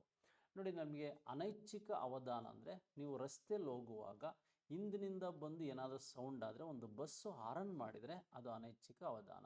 ಅಭ್ಯಾಸ ಅವಧಾನ ಅಂದರೆ ಒಬ್ಬ ಆಟೋ ಚಾಲಕ ಆಟೋ ಗಿರಾಕಿಗಳನ್ನೇ ನೋಡ್ತಾ ಇದ್ರೆ ಅದು ಅಭ್ಯಾಸ ಅವಧಾನ. ಅಂದರೆ ಐಚ್ಛಿಕ ಅವಧಾನ ಅಂತಕ್ಕಂಥದ್ದು ಏನು ಹೇಳುತ್ತೆ, ಐಚ್ಛಿಕ ಅವಧಾನ ಅಂದರೆ ನಿಮಗೆ ಒಂದು ನ್ಯೂಸ್ ಪೇಪರ್ ಓದುವಾಗ ನೀವೊಂದು ವಧುವರರ ವೇದಿಕೆ ಮೇಲೆ ಓದ್ತಾ ಇರ್ತೀರ, ಅಥವಾ ಒಂದು ಉದ್ಯೋಗದ ಮೇಲೆ ಓದ್ತಾ ಇರ್ತೀರ. ಆವಾಗ ಉದ್ಯೋಗದ ಬಗ್ಗೆ ಏನು ಮಾಹಿತಿ ಬಂದಿರುತ್ತೋ ಅದನ್ನೇನಾಗುತ್ತೆ, ಇದು ಐಚ್ಛಿಕ ಅವಧಾನ ಆಗುತ್ತೆ. ಆ ನ್ಯೂಸ್ ಪೇಪರಲ್ಲಿ ನಿಮಗೆ ಯಾವುದಾದ್ರೂ ನೋಟಿಫಿಕೇಷನ್ ಇದ್ದರೆ ಆ ನೋಟಿಫಿಕೇಷನ್ಗಳ ಬಗ್ಗೆನೇ ನೀವು ಓದ್ತಾ ಇದ್ದರೆ ಅದೇನಾಗುತ್ತೆ ಐಚ್ಛಿಕ ಅವಧಾನ. ಅನೈಚ್ಛಿಕ ಅವಧಾನ, ಐಚ್ಛಿಕ ಅವಧಾನ ಮತ್ತು ಅಭ್ಯಾಸ ಅವಧಾನ ಅಂತ ಕರಿತೀವಿ. ಅನೈಚ್ಛಿಕ ಅಂದರೆ ನಿಮಗೆ ಗೊತ್ತಿಲ್ಲದೆ ಸೂಚನೆಗಳಿಲ್ಲದೆ ಸೌಂಡ್ ಆಗ್ತಕ್ಕಂಥದ್ದು. ಆವಾಗ ನಿಮ್ಮ ಗಮನ ಏನಾದರೂ ರಸ್ತೆಯಲ್ಲಿ ದೊಡ್ಡ ಬ್ಲಾಸ್ಟ್ ಆದರೆ ಈ ರೀತಿಯಾದಂಥದ್ದು ಗಮನವನ್ನು ಆಗ್ತದೆ ಅಂತಕ್ಕಂಥದ್ದು. ಹಾಗೆಯೇ ಮನೋಧೋರಣೆಗೆ ಸಂಬಂಧಿಸಿದಂತೆ ನಾವು ಒಂದು ವಸ್ತು ವಿಷಯದ ಮೇಲೆ ಎಷ್ಟು ಯಾವ ರೀತಿಯಾಗಿ ಮನೋಧೋರಣೆಯನ್ನು ಭಾವನೆಯನ್ನು ಹೊಂದಿರ್ತೀವಿ ಅಂತಕ್ಕಂಥದ್ದು ಬೇಕಾಗುತ್ತೆ ಆ್ಯಟಿಟ್ಯೂಡಿಗೆ ಸಂಬಂಧಿಸಿದಂತೆ. ಎಸ್, ಅದಾದಮೇಲೆ ಲಿಂಗದ ಬಗೆಗಿನ ಅರಿವು. ಲಿಂಗದ ಬಗೆಗಿನ ಅರಿವು ಮತ್ತು ಅದರ ಶಾಶ್ವತತೆಯ ಜ್ಞಾನ. ನೋಡಿ, ಲಿಂಗ ತೀವ್ರತೆ, ಲಿಂಗ ಪಡಿಯಚ್ಚು, ಹಾಗೆ ಲಿಂಗ ಅನನ್ಯತೆ, ಲಿಂಗ ಪ್ರತ್ಯೇಕತೆ ಅಂತಿದೆ. ಇದಕ್ಕೆ ಮುಖ್ಯವಾದಂಥ ಆನ್ಸರ್ ಯಾವುದಂದರೆ ಲಿಂಗ ಪಡಿಯಚ್ಚು ಅಂತಕ್ಕಂಥದ್ದು ಗೊತ್ತಿರಬೇಕು ನಿಮಗೆ. ಯಾವುದು? ಲಿಂಗ ಪಡಿಯಚ್ಚು. ಲಿಂಗ ಪಡಿಯಚ್ಚಿನ ಮುಖ್ಯ ಅಂಶಗಳೇನು ಮತ್ತು ಅದರ ಮುಖ್ಯ ತತ್ವಗಳೇನು ಅಂತಕ್ಕಂಥದ್ದು ಸಹ ನಮಗೆ ಗೊತ್ತಿರಲಿ. ನೆಕ್ಸ್ಟ್ ಅದಾದಮೇಲೆ ದೃಷ್ಟಿಹೀನತೆ. ನೋಡಿ, ದೃಷ್ಟಿಹೀನತೆ ಹೊಂದಿರುವ ವಿದ್ಯಾರ್ಥಿಗಳ ಶಿಕ್ಷಣ ಯಶಸ್ವಿಯಾಗಲು ಈ ಕೆಳಗಿನ ಯಾವ ಅಭ್ಯಾಸವು ಸಹಾಯಕವಾಗಿದೆ? ಸಣ್ಣ ಮುದ್ರಣ ಮತ್ತು ಚಿತ್ರಣಗಳಿರುವ ಪುಸ್ತಕಗಳ ಬಳಕೆ, ಸ್ಪರ್ಶ ಮತ್ತು ಉಬ್ಬು ವಸ್ತುಗಳ ಬಳಕೆ, ಮತ್ತು ಶಿಕ್ಷಕರು ಮತ್ತು ಗೆಳೆಯರಿಂದ ಸಂಕೇತ ಭಾಷೆಯ ಬಳಕೆ, ಕಪ್ಪು ಹಲಗೆಯ ಮೇಲೆ ಲಿಖಿತ ಸೂತ್ರಗಳು ಅಂತವಿದೆ. ನೋಡಿ, ದೃಷ್ಟಿಹೀನ ಹೊಂದಿರುವ ವಿದ್ಯಾರ್ಥಿಗಳು ಶಿಕ್ಷಣ ಯಶಸ್ವಿಯಾಗಲು ಈ ಕೆಳಗಿನ ಯಾವುದು? ನೋಡಿ, ಇಲ್ಲಿ ನಾವು ಅವರಿಗೆ ಏನು ಕೊಡ್ತೀವಿ? ಸ್ಪರ್ಶದ ಮೂಲಕ ಉಬ್ಬು ಇಳಿತ ವಸ್ತುಗಳ ಒಂದು ಕೊಟ್ಟು ಬೋರ್ಡನ್ನು ಏನು ಮಾಡ್ತೀವಿ? ಬಳಸ್ತಾ ಇರ್ತೀವಿ ಅಂತ. ಬ್ರೈನ್ ಲಿಪಿಯನ್ನು ಬಳಸ್ತಾ ಇರ್ತೀವಿ. ಹಾಗಾಗಿ ಆಪ್ಷನ್ 2 ಏನಿದೆ, ಈ ಆಪ್ಷನ್ 2 ಇದಕ್ಕೆ ಸರಿಯಾದ ಉತ್ತರ ಅಂತ ನಿಮಗೆ ಗೊತ್ತಿರಲಿ. ನೆಕ್ಸ್ಟ್ ಅದಾದಮೇಲೆ ಇದನ್ನು ಆಲ್ಫ್ರೆಡ್ ಬಿನೆ ಅವರು ನೀಡಿದ ಪರಿಕಲ್ಪನೆಯಾಗಿದೆ. ಸೃಜನಶೀಲತೆ, ಬಹುಬುದ್ಧಿಶಕ್ತಿ, ಮಾನಸಿಕ ವಯಸ್ಸು ಮತ್ತು ಎಮೋಷನಲ್ ಅಂತಕ್ಕಂಥದ್ದೇನಿದೆ. ನೋಡಿ, ನಾವೀಗ 15ನೇ ಪ್ರಶ್ನೆಗೆ ಉತ್ತರವನ್ನು ನೋಡ್ತಾ ಹೋಗೋದಾದರೆ, ಫಸ್ಟು ಆಲ್ಫ್ರೆಡ್ ಬಿನೆ ಅವರು ಹೇಳಿದ್ದೇನೆಂದರೆ ಇಲ್ಲಿ ಮೆಂಟಲ್ ಏಜ್ ಅಂತಕ್ಕಂಥದ್ದು ಯಾವುದಂದರೆ ಈ ಮಾನಸಿಕ ವಯಸ್ಸು ಅಂತಕ್ಕಂಥದ್ದೇನಿದೆ ಅಂತಕ್ಕಂಥದ್ದು ಸರಿ. ಇನ್ನು ಆಲ್ಫ್ರೆಡ್ ಬಿನೆ ಅವರಿಗೆ ಸಂಬಂಧಿಸಿದಂಥ ಅಂಶಗಳನ್ನು ನಾವು ನೋಡ್ಬೋದು. ಅದೇ ರೀತಿಯಾಗಿ ನಾವಿಲ್ಲಿ ಕ್ರಿಯೇಟಿವಿಟಿಗೆ ಸಂಬಂಧಿಸಿದಂತೆ ಈ ಟಾರೆನ್ಸ್ ಅಂತಕ್ಕಂಥದ್ದು ಏನು ಹೇಳಿದೆ ಅವ್ರಿಗೆ ಗೊತ್ತಿರಬೇಕು. ಬಹುಕಾರಕ, ಈ ಮಲ್ಟಿ ಇಂಟೆಲಿಜೆನ್ಸಿಗೆ ಸಂಬಂಧಿಸಿದಂತೆ ಏನು ಅಂದರೆ ಈ ಒಂದು ಗುಡಾರ್ಡ್ ಅಂತಕ್ಕಂಥವ್ರು ಏನಿದ್ದಾರೆ, ಗುಡಾರ್ಡ್ ಅವರಿಗೆ ಸಂಬಂಧಿಸಿದಂಥ ಕಾನ್ಸೆಪ್ಟು ಅಂತ. ಎಮೋಷನಲ್ ಇಂಟೆಲಿಜೆನ್ಸಿಗೆ ಸಂಬಂಧಿಸಿದಂಥ ಕಾನ್ಸೆಪ್ಟಲ್ಲಿ ನಾವು ಅಧ್ಯಯನ ಮಾಡೋದಾದರೆ ನೋಡಿ, ಎಮೋಷನಲ್ ಇಂಟೆಲಿಜೆನ್ಸ್ ಬುದ್ಧಿಶಕ್ತಿಯನ್ನು ಫಸ್ಟು ಮೇಯರ್ ಮತ್ತು ಪ್ಲೀಸ್ ಸಾಲೋಮ್ ಅಂತಕ್ಕಂಥವ್ರು ತಂದರು. ಆದರೆ ಎಮೋಷನಲ್ ಇಂಟೆಲಿಜೆನ್ಸಿ ಅಂತಕ್ಕಂಥ ಪುಸ್ತಕವನ್ನು ಬರೆದವ್ರು ಯಾರು ಅಂದರೆ ಈ ಗೋಲ್ಮನ್ ಅಂತಕ್ಕಂಥವ್ರು ಗೊತ್ತಿರಬೇಕು. ಡೇನಿಯಲ್ ಗೋಲ್ಮನ್ ಅಂತಕ್ಕಂಥವ್ರು ಈ ಪುಸ್ತಕವನ್ನು ಬರೀತಾರೆ. ನೋಡಿ, ಕುಟುಂಬ, ಸಮುದಾಯ, ವ್ಯಕ್ತಿಗಳ ಭಾವನಾತ್ಮಕ ಹೊಂದಾಣಿಕೆ ಇಲ್ಲಿರುವುದು ಅಂತಕ್ಕಂಥದ್ದು ಎಮೋಷನಲ್ ಇಂಟೆಲಿಜೆನ್ಸಲ್ಲಿ. ಇಲ್ಲಿ ಜಾನ್ ಮೇಯರ್ ಮತ್ತು ಸಾಲೋಮನ್ ಅಂತ ಅಥವಾ ಸಾಲೋವೈಯರ್ ಅಂತಕ್ಕಂಥವ್ರು ಏನು ಮಾಡಿದರು, ಸಾಲೋವೈ ಅಂತಕ್ಕಂಥವ್ರು. ನಂತರ ಈ ಪುಸ್ತಕ ಬರೆದವರು ಡೇನಿಯಲ್ ಗೋಲ್ಮನ್ ಅಂತಕ್ಕಂಥದ್ದು ಇತ್ತಿರಬೇಕು. ನಾವು ಇತರರ ಬಗ್ಗೆ ಹೊಂದಿರತಕ್ಕಂಥ ಭಾವನೆ ಏನಿದೆ ಅದನ್ನು ನಾವು ಎಮೋಷನಲ್ ಇಂಟೆಲಿಜೆನ್ಸ್ ಅಂತ ಕರಿತೀವಿ. ಎಸ್, ಹಾಗಾದರೆ ಈ ಪ್ರಶ್ನೆಗೆ ಮಾನಸಿಕ ವಯಸ್ಸು ಆಲ್ಫ್ರೆಡ್ ಬಿನೆ ಅವ್ರದ್ದು ಅಂತಕ್ಕಂಥದ್ದು ಗೊತ್ತಾಯಿತು. ನೆಕ್ಸ್ಟ್ ಅದಾದಮೇಲೆ ಈ ಭಾಷೆಯನ್ನು ಗ್ರಹಿಸುವ ಸಾಧನದ ಪರಿಕಲ್ಪನೆಯನ್ನು ನೀಡಿದವರು ಲ್ಯಾಂಗ್ವೇಜ್ ಅಕ್ವಿಸ್ಟೇಷನ್ಸ್ ಡಿವೈಸ್ ಅಂತಕ್ಕಂಥದ್ದೇನಿದೆ, ಈ ಅಕ್ವಿಸ್ಟೇಷನ್ ಡಿವೈಸ್ಗೆ ಸಂಬಂಧಿಸಿದಂತೆ ಈ ಒಂದು ನೋಮ್ ಚೊಮ್ಸ್ಕಿ ಅಂತಕ್ಕಂಥವ್ರು ಏನಿದ್ದಾರೆ, ಇದು ಈ ಲಿಂಗ್ವಿಸ್ಟಿಕ್ ಭಾಷೆಗೆ ಸಂಬಂಧಿಸಿದಂಥ ಕಾನ್ಸೆಪ್ಟ್ಗಳ ಬಗ್ಗೆ ಇವರು ಮಾತಾಡಿದ್ದಾರೆ ಅಂತಕ್ಕಂಥದ್ದು ನಮಗೆ ಗೊತ್ತಿರಬೇಕು. 16ನೇ ಪ್ರಶ್ನೆಗೆ ಆಪ್ಷನ್ ಎ ಏನಿದೆ ಇದು ಸರಿಯಾದ ಉತ್ತರ. ನಿಮಗೆ ವೈಗೊಟಸ್ಕಿ ಗೊತ್ತಿದೆ, ಸೋಷಿಯೋ ಆ್ಯಂಡ್ ಕಲ್ಚರಲ್ ಥಿಯರಿ ಅಂತ. ಜಾನ್ ಡೂಯಿ ಅಂತಕ್ಕಂಥದ್ದು ನಿಮಗೆ ಚೈಲ್ಡ್ ಸೆಂಟರ್ಡ್ ಎಜುಕೇಷನ್ ಬಗ್ಗೆ ಹೇಳ್ತಾರೆ. ಪಾವೆಲ್ ಅವರು ನಿಮಗೆ ಈ ಒಂದು ಕ್ಲಾಸಿಕಲ್ ಲರ್ನಿಂಗ್ ಥಿಯರಿ ಬಗ್ಗೆ ಹೇಳ್ತಾರೆ. ಎಸ್, 16ನೇ ಪ್ರಶ್ನೆಗೆ ಆಪ್ಷನ್ ಎ ಸರಿಯಾದ ಉತ್ತರ. ನೆಕ್ಸ್ಟ್, ಈ ಕೆಳಗಿನಲ್ಲಿ ಯಾವುದು ಮಕ್ಕಳ ಲಿಂಗ ಪಡಿಯಚ್ಚು ಕಡಿಮೆ ಮಾಡಲು ಪರಿಣಾಮಕಾರಿ ತಂತ್ರವಾಗಿದೆ? ನೋಡಿ, ಈಗ 17ನೇ ಪ್ರಶ್ನೆಗೆ ನಮಗೆ ಬೇಕಾದಂಥ ಉತ್ತರ ಯಾವುದು ಅಂದರೆ ಲಿಂಗ ನಿರ್ದಿಷ್ಟ ಪಾತ್ರಗಳಿಗೆ ಮತ್ತು ನೀಡುವುದು ಅಂತಕ್ಕಂಥದ್ದು. ನೆಕ್ಸ್ಟು ಲಿಂಗ ಬೇರ್ಪಡಿಸಿದ ಆಟದ ಗುಂಪುಗಳು ಅಂತ. ಲಿಂಗ ತಾರತಮ್ಯ ಕುರಿತು ಚರ್ಚೆ. ಈ ಕೆಳಗಿನ ಯಾವುದು ಮಕ್ಕಳ ಪಡಿಯಚ್ಚು ಲಿಂಗ ಪಡಿಯಚ್ಚು ಕಡಿಮೆ ಮಾಡಲು ಪರಿಣಾಮಕಾರಿ ತಂತ್ರವಾಗಿದೆ? ನೋಡಿ, ಲಿಂಗಾಧಾರಿತವಾದ ತರಗತಿಗಳಲ್ಲಿ ಪ್ರತ್ಯೇಕ ಆಸನ ವ್ಯವಸ್ಥೆ ಅಂತಕ್ಕಂಥದ್ದು, ಲಿಂಗ ತಾರತಮ್ಯ ಕುರಿತ ಚರ್ಚೆಗಳು. ನೋಡಿ, ಇಲ್ಲಿ ಲಿಂಗ ತಾರತಮ್ಯ ಕುರಿತಂಥ ಚರ್ಚೆಗಳು ತಂತ್ರವಾಗಿದೆ. ಈ ಕೆಳಗಿನಲ್ಲಿ ಯಾವುದು ಮಕ್ಕಳ ಲಿಂಗ ಪಡಿಯಚ್ಚು ಕಡಿಮೆ ಮಾಡಲು ಪರಿಣಾಮಕಾರಿಯಾಗಿದೆ? ನೋಡಿ, ಲಿಂಗ ಬೇರ್ಪಡಿಸುವ ಆಟ ಗುಂಪುಗಳಾಗಿರ್ಬೋದು, ಲಿಂಗಾಧಾರಿತ ತರಗತಿಗಳಲ್ಲಿ ಪ್ರತ್ಯೇಕ ಆಸನ ವ್ಯವಸ್ಥೆ ಇರ್ಬೋದು, ಅಥವಾ ಲಿಂಗ ನಿರ್ದಿಷ್ಟ ಪಾತ್ರ, ತಾರತಮ್ಯ ಕುರಿತು ಚರ್ಚೆ, ಇದನ್ನು ನಾವೇನು ಮಾಡಬೇಕು, ಆಗಬೇಕು. ಇದು ಯಾಕೆ ಹಿಂಗೆ ಆಗುತ್ತೆ ಅಂತಕ್ಕಂಥದ್ದು. ನೆಕ್ಸ್ಟ್, ಪಿಯಾಜೆ ಅವರ ಕಾಗ್ನೇಟಿವ್, ಬೌದ್ಧಿಕ ವಿಕಾಸ ಮೊಟ್ಟ ಮೊದಲ ಬದಲಾವಣೆ ಇದರಿಂದ ಪ್ರಾರಂಭವಾಗುತ್ತದೆ. ನೋಡಿ, ಈ ಜ್ಞಾನಾತ್ಮಕವಾದಂಥ ಒಂದು ಸ್ಪರ್ಶ ಏನಂತ ಕರಿತೀವಿ, ಸ್ಕೀಮಾ ಅಂತ ಕರಿತೀವಿ. ಸ್ಕೀಮಾ ಅಂದರೆ ನಮಗೆ ಸ್ಪರ್ಶ ಆಗ್ತಕ್ಕಂಥದ್ದು, ತಂದೆ ತಾಯಿಯ ಸ್ಪರ್ಶ ಮಗುವಿಗಾದರೆ ಇದು ಮಗುವಿನ ಮೊದಲ ಜ್ಞಾನಾತ್ಮಕವಾದಂತಹ ಒಂದು ವಿಕಾಸ ಅಂತ ಹೇಳೋರು ಯಾರು ಅಂದರೆ ಈ ಒಂದು ಜೀನ್ ಪಿಯಾಜೆ ಅವರು. ಹಾಗಂತ ಹೇಳೋರು ಯಾರು ಅಂದರೆ ಈ ಜೀನ್ ಪಿಯಾಜೆ ಅವರು ಅಂತಕ್ಕಂಥದ್ದು ನಿಮಗೆ ಗೊತ್ತಿರಬೇಕು. ಬೌದ್ಧಿಕ ವಿಕಾಸದ ಒಂದು ಮೊಟ್ಟ ಮೊದಲ ಬದಲಾವಣೆ ಇದಾಗಿರುತ್ತದೆ ಅಂತಕ್ಕಂಥದ್ದು ನಿಮಗೆ ಗೊತ್ತಿರಲಿ. ಇದಾದಮೇಲೆ ಸ್ವನಿಯಂತ್ರಣ, ಸಾಮಾಜಿಕ ಕೌಶಲ, ಕರುಣೆ, ಸ್ವಯಂ ತಿಳುವಳಿಕೆ, ಗುಣ ಲಕ್ಷಣಗಳನ್ನು ಒಳಗೊಂಡಿರುವುದು. ನೋಡಿ, ನಮಗೆ ಸ್ವಯಂ ನಿಯಂತ್ರಣ, ಸೆಲ್ಫ್ ಕಂಟ್ರೋಲ್ ಏನಿದೆ, ಈ ಸೆಲ್ಫ್ ಕಂಟ್ರೋಲ್ ಇರ್ಬೋದು, ಸಾಮಾಜಿಕ ಅಂದರೆ ಕೌಶಲ್ಯಗಳು, ಈ ಸೋಷಿಯಲ್ ಸ್ಕಿಲ್ ಇರ್ಬೋದು, ಕರುಣೆ ಮತ್ತು ಸ್ವಯಂ ತಿಳುವಳಿಕೆ, ಈ ಗುಣಗಳು ಎಲ್ಲಿ ಇರುತ್ತೆ ಮತ್ತು ಇದರ ಕಾನ್ಸೆಪ್ಟ್ಗಳೇನು ಅಂತಕ್ಕಂಥದ್ದು ಗೊತ್ತಿರಬೇಕು. ನೋಡಿ, ನಮಗೆ ಈ ಎಮೋಷ್ನಲ್, ಅತ್ಯಂತ ಹೆಚ್ಚು ಎಮೋಷ್ನಲ್ ಇಂಟೆಲಿಜೆನ್ಸಿ, ಒಬ್ಬರ ಮೇಲೆ ಕೋಪ, ಸಿಟ್ಟು, ಆಸೆ, ಪ್ರೀತಿ ಉಕ್ಕಿ ಹರಿದಾಗ ಇದನ್ನು ನಿಯಂತ್ರಿಸುವ ಸಾಮಾಜಿಕ ಕೌಶಲ್ಯ, ಕರುಣೆ, ಸ್ವಯಂ ಅಥವಾ ಯಾರಾದರೂ ಏನಾದರೂ ರಸ್ತೆಯಲ್ಲಿ ಏನಾದರೂ ಆದಾಗ ಆ ಒಂದು ಲಕ್ಷಣ ಒಳಗೊಂಡಿರುತ್ತೆ. ಅಂದರೆ ಒಂದು ಎಮೋಷನಲ್ ಆಗಿರ್ತಕ್ಕಂಥ ಇಂಟೆಲಿಜೆನ್ಸ್ ಆದಂಥ ಲಕ್ಷಣ ನಮಗಿಲ್ಲಿ ಇರುತ್ತೆ ಅಂತಕ್ಕಂಥದ್ದು ಗೊತ್ತಿರಬೇಕು. ಆಪ್ಷನ್ ಸಿ ಇದಕ್ಕೆ ಸರಿಯಾದ ಉತ್ತರ ಸ್ನೇಹಿತರೆ. ಅದಾದಮೇಲೆ ತನ್ನದೇ ವಯಸ್ಸಿನ ಮಕ್ಕಳಿಗಿಂತ ಮಗು ತಪ್ಪು ಉಚ್ಚಾರಣೆ ಮಾಡುವುದು ಮತ್ತು ಕಡಿಮೆ ಪದ ಸಂಪತ್ತನ್ನು ಹೊಂದಿರುವುದಕ್ಕೆ ಮುಖ್ಯ ಕಾರಣವೇನೆಂದರೆ ಸೃಜನಶೀಲತೆ ಇಲ್ಲದಿರುವುದು, ವಿಕಾಸದಲ್ಲಿ ದೋಷ, ಬೆಳವಣಿಗೆಯಲ್ಲಿನ ಕೊರತೆ, ನಾಲಿಗೆಯ ಮಂದವಿರುವುದು ಅಂತಕ್ಕಂಥದ್ದು. ನೋಡಿ, ನಮಗೆ ಆಪ್ಷನ್ ಬಿ ಏನಿದೆ, ವಿಕಾಸದಲ್ಲಿ ದೋಷ ಏನಿದೆ, ಇದ್ರ ಬಗ್ಗೆ ನಮಗೆ ಅರಿವಿರಬೇಕು. ನಮ್ಮ ಗ್ರೋತ್ ಆ್ಯಂಡ್ ಡೆವಲಪ್ಮೆಂಟ್ ಸರಿಯಾಗಿ ಆಗಲಿಲ್ಲ ಅಂದರೆ ನಾವು ಅದ್ರ ಮೇಲೆ ಹೆಚ್ಚು ಅಂಶಗಳನ್ನು ಇರೋಕ್ಕಾಗಲ್ಲ. ವಿಕಾಸದಲ್ಲಿ ದೋಷ ಅಂತಕ್ಕಂಥ ಕಾನ್ಸೆಪ್ಟ್ ಏನಿದೆ, ಇದು ಸಂಪತ್ತು ಹೊಂದಿರುವ ಮುಖ್ಯ ಕಾರಣವಾಗಿದೆ. ಮಾಡುವುದು ಮತ್ತು ಕಡಿಮೆ ಪದ ಸಂಪತ್ತನ್ನು ಹೊಂದಿರೋದಕ್ಕೆ ಏನು ಕಾರಣ ಅಂದರೆ ಅವನಲ್ಲಿ ಈ ಒಂದು ಡೆವಲಪ್ಮೆಂಟ್ ಆಗಿಲ್ಲ ಅಂತ. ಏನು ಡೆವಲಪ್ಮೆಂಟ್ ಆಗಿಲ್ಲ, ಆತನಿಗೆ ಭಾಷೆ, ಪದ ಅಥವಾ ಈ ಅಂಶಗಳ ಉಚ್ಚಾರಣ ಪದಗಳ ದೋಷ ಅವನಲ್ಲಿರುತ್ತೆ ಅಂತ. ನೆಕ್ಸ್ಟ್, ವಿಶೇಷ ಶಿಕ್ಷಣದ ಪಿತಾಮಹ ಯಾರು ಅಂತ ಕರೀತಾರೆ. ನೋಡಿ, ವಿಶೇಷ ಶಿಕ್ಷಣ, ಈ ಸ್ಪೆಷಲ್ ಎಜುಕೇಷನ್ನ ಒಬ್ಬ ಫಾದರ್ ಯಾರಿಗೆ ಅಂತ ಕರಿತೀವಿ ಅಂದರೆ ಇಟಾರ್ಡ್ ಅಂತ ಕರಿತೀವಿ. ಯಾರು ಅಂದರೆ ಇಟಾರ್ಡ್ ಅಂತ ಗೊತ್ತಿರಬೇಕು. ವಿಶೇಷ ಶಿಕ್ಷಣದ ಪಿತಾಮಹ, ಫಾದರ್ ಆಫ್ ಈ ಸ್ಪೆಷಲ್ ಎಜುಕೇಷನ್ ಬಗ್ಗೆ ನಿಮಗೆ ಮಾಹಿತಿ ಇರಬೇಕು. ನೆಕ್ಸ್ಟ್, ಅದಾದಮೇಲೆ ಮಾನವನ ಅಂಡಾಣುವಿನಲ್ಲಿ ವರ್ಣತಂತುಗಳ ಸಂಖ್ಯೆ. ನೋಡಿ, ನಮಗೆ ಅಂಡಾಣು ಅಂತಕ್ಕಂಥದ್ದು ಫೀಮೇಲು, ಹೀಗೆ ವೀರ್ಯಾಣು ಅಂತಕ್ಕಂಥದ್ದು ಮೇಲು.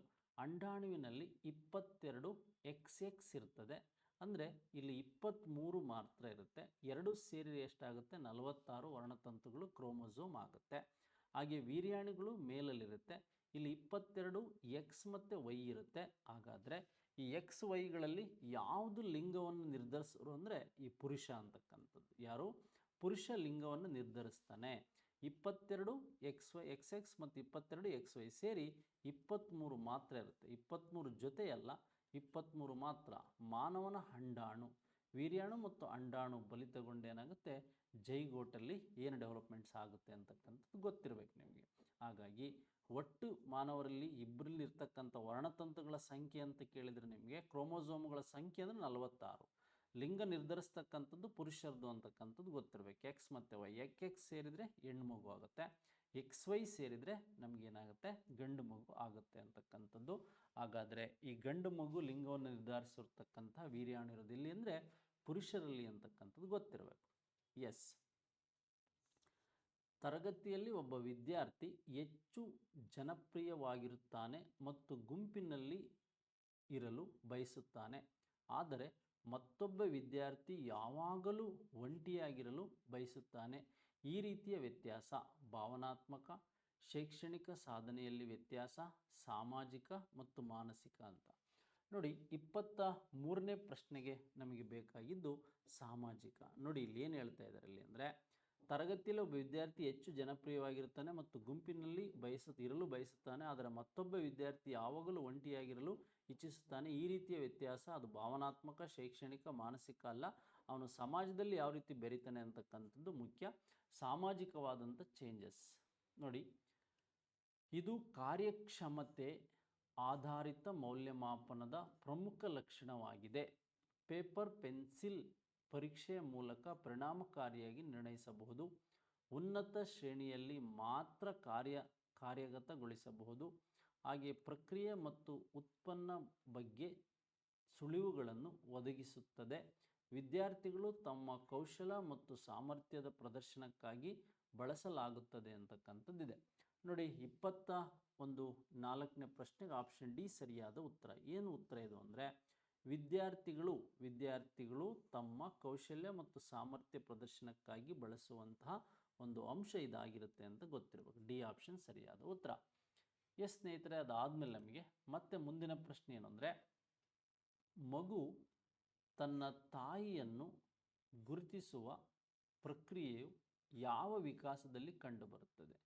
ದೈಹಿಕ ವಿಕಾಸ, ಮಾನಸಿಕ ವಿಕಾಸ, ಹಾಗೆ ಈ ಎಮೋಷನಲ್ ಡೆವಲಪ್ಮೆಂಟ್, ಸಂವೇಗಾತ್ಮಕ ವಿಕಾಸ, ಸಾಮಾಜಿಕ ವಿಕಾಸ ಅಂತಕ್ಕಂಥದ್ದು ಕೊಟ್ಟಿದ್ದಾರೆ. ನೋಡಿ, ತನ್ನ ಮಗು ತನ್ನ ತಾಯಿಯನ್ನು ಗುರುತಿಸ್ತಕ್ಕಂಥದ್ದು ಇದು ಸಾಮಾಜಿಕ ವಿಕಾಸದಲ್ಲಿ. ಯಾವಾಗ ಅಂದರೆ ಸಾಮಾಜಿಕ ವಿಕಾಸದಲ್ಲಿ ಗುರುತಿಸುತ್ತೆ.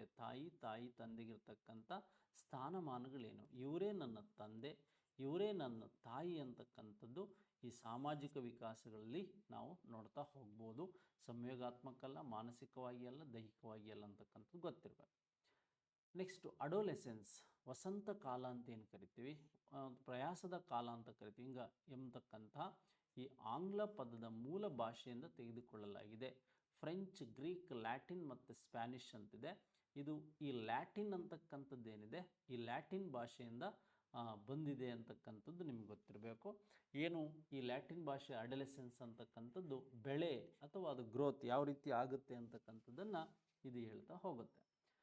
ಎಸ್, ಅದಾದಮೇಲೆ ನಮಗೆ ಮುಂದಿನ ಪ್ರಶ್ನೆ ಏನಿದೆ ಅಂದರೆ, ಮುಂದಿನ ಪ್ರಶ್ನೆ 27. ಉತ್ತಮ ಪರೀಕ್ಷೆಯ ಲಕ್ಷಣಗಳು, ದ ಗುಡ್ ಟೆಸ್ಟ್ ಕ್ಯಾರೆಕ್ಟರ್ಸ್ ಅಂತ ಕೊಟ್ಟಿದ್ದಾರೆ. ಉತ್ತಮ ಪರೀಕ್ಷೆಯ ಲಕ್ಷಣಗಳೇನೆಂದರೆ, ಸಮಂಜಸತೆ ಅಂತಿದೆ, ವಿಶ್ವಾಸನೀಯತೆ ಅಂತಿದೆ, ವಸ್ತುನಿಷ್ಠತೆ ಇದೆ, ಎಲ್ಲವಿದೆ.